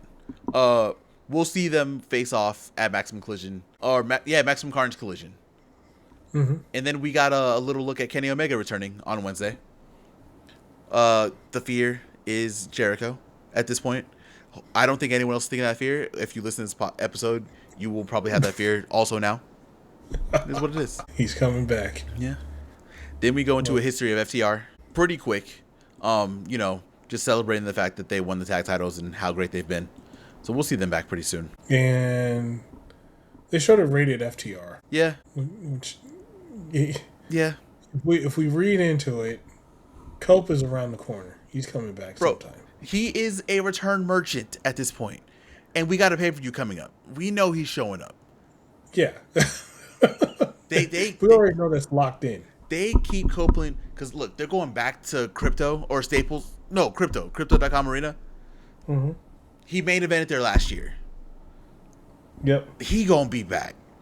And then whatever's gonna happen, he's gonna take a little break again. And then we'll see him again around All In time. He's gonna take another break, and he can come in around the next big pay-per-view. We know how this works at this point, Copeland. We know how this works. Mm-hmm. What we didn't know would work was our next match. Ooh. Because we had Maya World, Heian, and Vert Vixen versus the AEW Women's Tag Champions, Harley Cameron, and the TBS Champion, Willow Nightingale. AEW World Champion, Chris Statlander.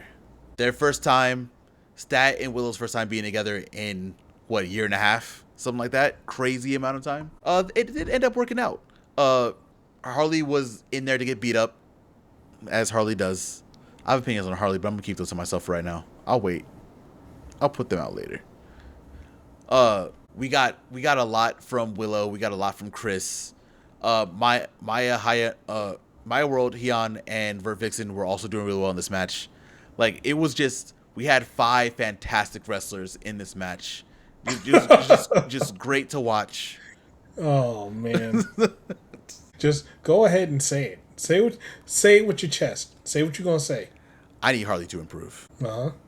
Like, I know she hasn't been wrestling for that long. You only can be carried by Stat and Willow for so long. That's all I'm gonna say. I'm not gonna be mean about it. But yeah, overall, fantastic match. Longer than I thought it was gonna be, which I really liked. Honestly, Chris Statlander, Harley Cameron, Willow Nightingale did get the win in the 6-woman tag, and that leads to Tekla coming out. I'm gonna ignore the first part. We don't have to worry about like the mommy daddy thing. Tekla came out, and Tekla was out there to hype up the match that they were gonna have at Maximum Carnage Dynamite. The 6-woman tag, Sisters of Sin versus the Babes of Wrath and Chris Statlander. What, the Cosmic Babes of Wrath, I think they're called as a trio, something like that. Mm. Yeah, this is a very good match, very good segment. Profit, what were your thoughts? The match was good. You know, I'm gonna rub some dirt in the wound of a couple of wrestlers that didn't want to play ball. You could have been here. You could have been wrestling the world champion, the tag champion, and TBS champion in a match. But decided that you wanted to get your bullshit in and not go with the program. You just wanted more time. And look at that. If you just played ball, you would have gotten more time. Oh, yeah, it's funny how that works. Them two have been on TV damn near every week. Every week, either on Collision, Dynamite, Ring of Honor. Yep. They're on all 3 shows. Actually, all 3 of them are on all 3 shows. Yeah. Because they just got Vert Vixen not too long ago. Vert Vixen's definitely going to be like signed. If she's not already signed, she's definitely going to get signed. I thought she was signed already. I thought she was too, but they came out with the Heian and Maya World music. But either way, even if she is signed or not signed, we know Vert Vixen's gonna be around for a while. Mm-hmm. We know technically be around for a while. Also, they did a really good job of hyping up that 6-woman tag. That 6-woman tag should be really good. It's gonna be very enjoyable to watch on Wednesday once we get there. Yeah. Next up, we got a little bit of the drama because Don Callis is quote unquote live from Tokyo. I don't know if he actually was. I don't think he was. I'm pretty sure he didn't go to Japan. It was taped. For sure. Don Callis was talking about how Okada made history in front of 50,000 people in Tokyo Dome. But before Don Callis could finish, Kyle Fletcher showed up. And Kyle Fletcher, unsurprisingly, was like, hey, we need to talk about Okada. Because Okada screwed 2 members of the Don Callis family. He said he screwed me when he took the screwdriver that I planted and used it on Takeshita, who's the other person he screwed, by hitting him in the head with the screwdriver. And Don Callis was like, hey, relax. Look, listen, calm down. You don't need to worry about this. What you need to be worrying about is the TNT Championship, because you and Mark Briscoe are 3-3, and we know we're going to get a 7th match. And then at that point, I slammed my head into the table. Did you forget they were tied? Now, I didn't forget they were tied, but I was hoping we would wait a little bit longer to do it again. And it's not guaranteed that we're going to do it again. I know it's not guaranteed, but Lord have mercy. It still most likely will play out, because I'm pretty sure if they do this match soon, Mark Briscoe is going to win. This is going to lead to the Don Callis family fallout and all that kind of stuff. I was just thinking they were going to wait a little bit longer to rerun the 7th match.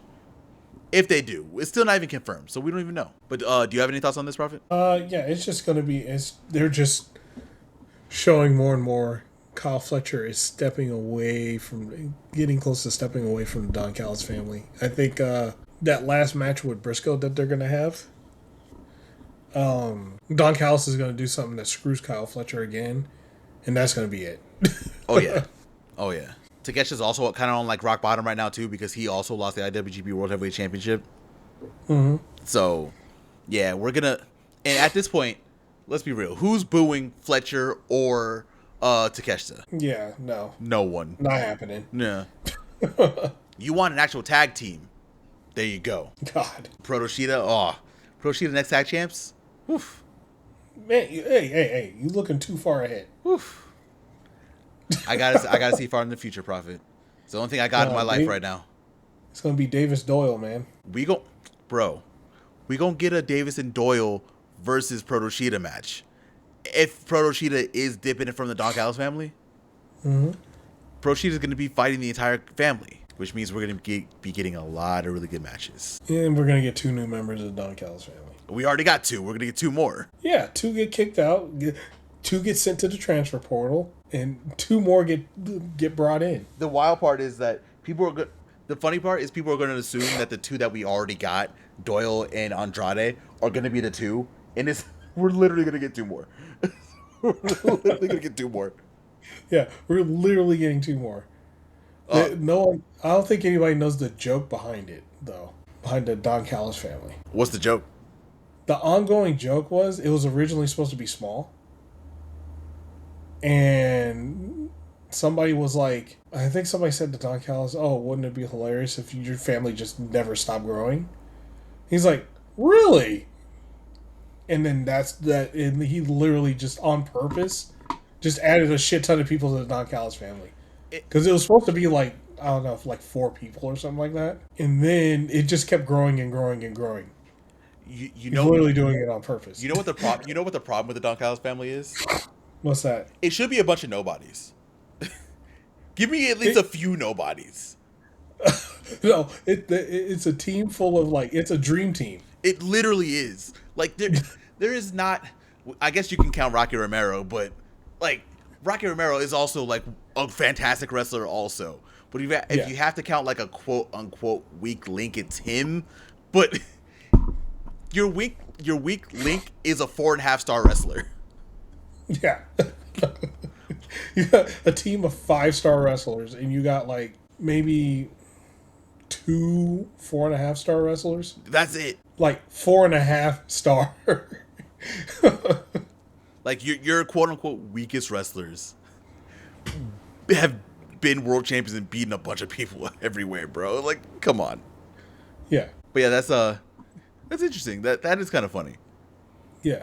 It was originally supposed to just be a small team, and then they just kept adding members just for shits, just to do it. Remember when it was just Don Callis and Takeshita? Mm-hmm. That feels like a lifetime ago when he beat Kenny Omega twice in 6 days on 2 different continents. Yeah. Feels like a lifetime ago when it was only 2 people. Yep, and then he made the trade, and he got Lance Archer and then Brian Cage. Literal trade.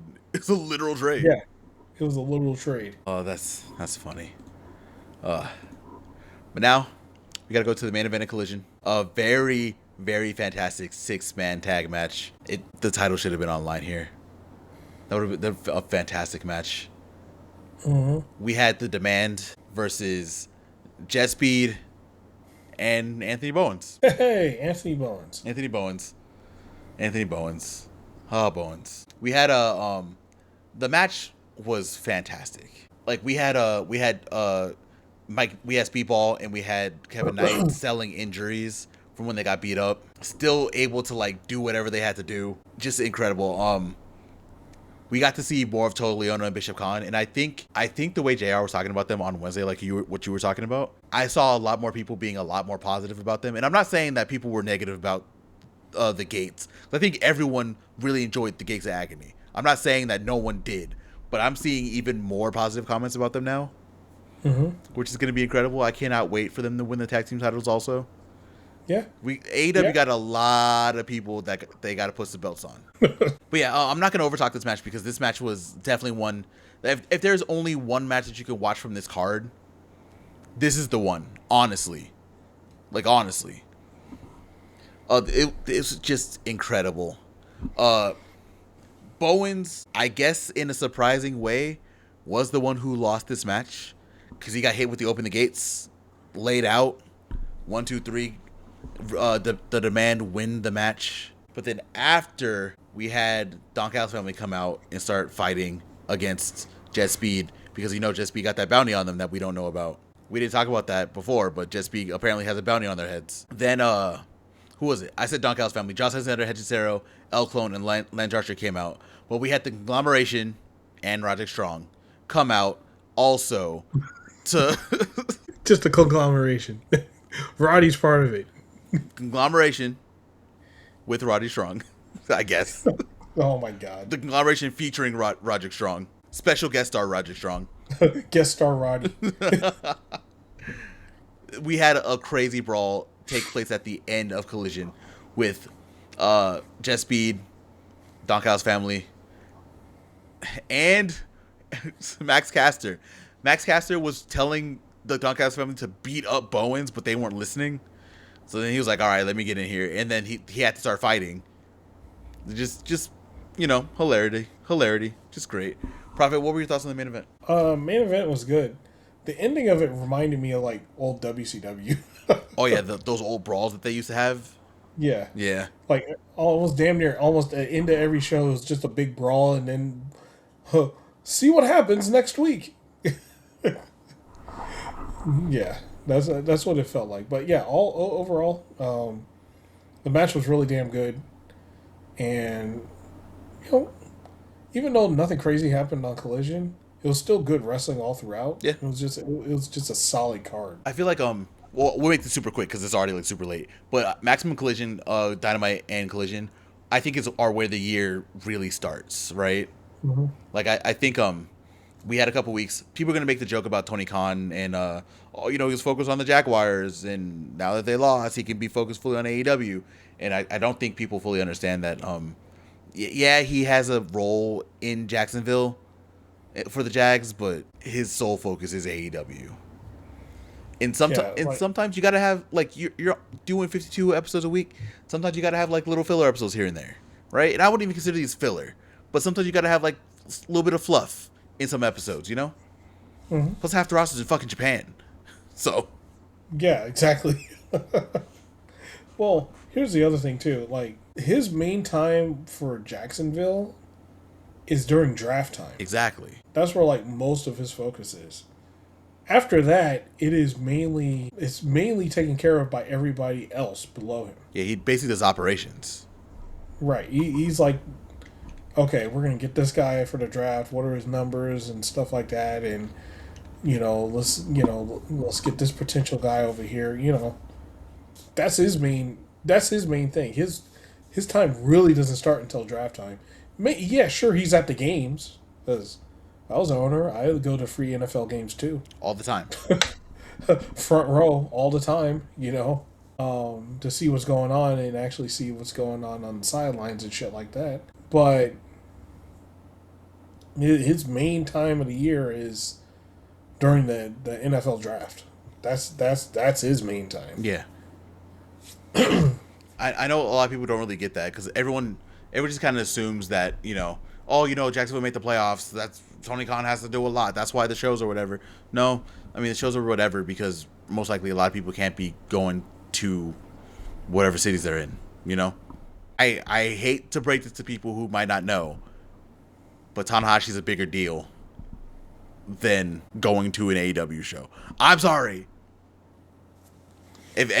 Listen, Proffitt, if I had the opportunity to be in that Tokyo Dome, I probably wouldn't be here now. Still. Shit, my ass will go. Exactly. Yeah, go to the Tokyo Dome to watch Tanahashi's last in-ring appearance, and I get to see Takeshita, Yota Tsuji, Naito. Well, not Naito. Naito at the end. At the end, yeah. Tanahashi and Okada. Yeah, get out of here.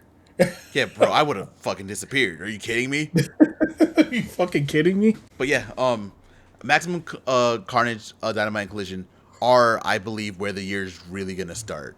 Because we have that world title match, we have the Sisters of Sin and the Cosmic Babes of Wrath. Like, we have a lot going on. Kenny's gonna be here.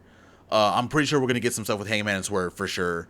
We're gonna be getting a lot of story-driven stuff along with some great matches. So if you have just started watching AEW and you listen to this podcast, thank you. But I think this week is the week that this year really starts for the company. So we'll see. Just see where that goes. Yeah, we'll see where that goes. And also, one of the main times the company like really heats up, really starts like hitting full, no pun intended, goes into full gear. But is when they get next to when they're getting closer to a pay-per-view. Yeah.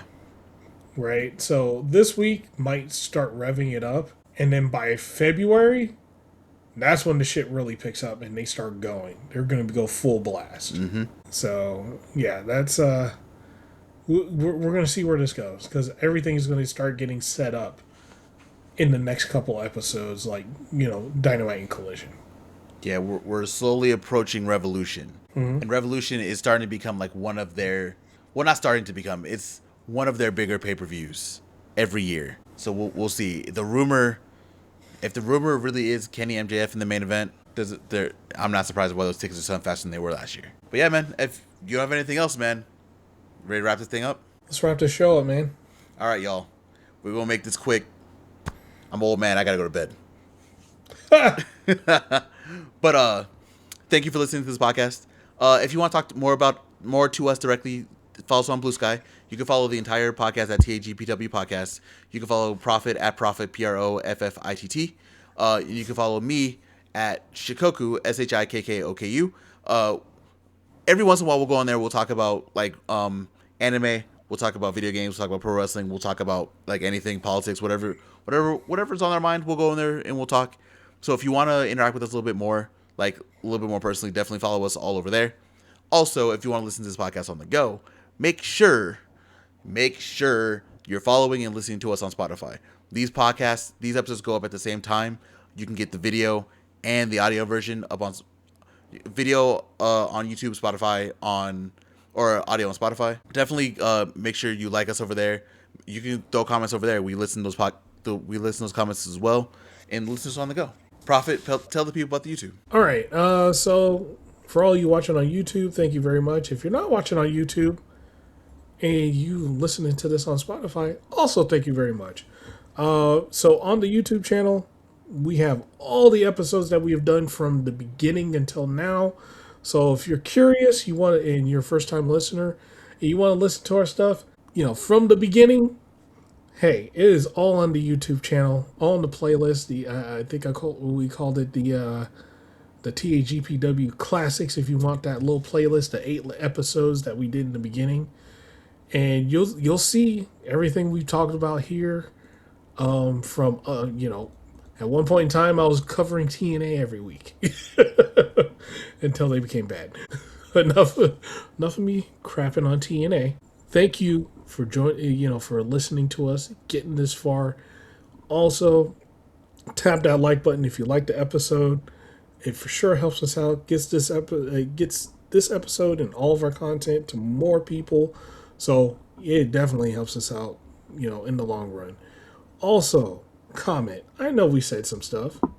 I know you probably disagree. I know you probably want to inform us of stuff. So comment. It will, comments go a long way. And also, we get to talk back to you. And also, we get to bring it up on the show. Comment for sure. Subscribe. Hit the bell button so whenever our episodes come out, you get them first. And it notifies you, because if you do one without the other, it won't, for whatever reason, YouTube won't notify you. So, thanks again. It is officially the next day. So you know what? We got to get to bed. We gotta go to work in the morning. Mm-hmm. So we're out. Peace.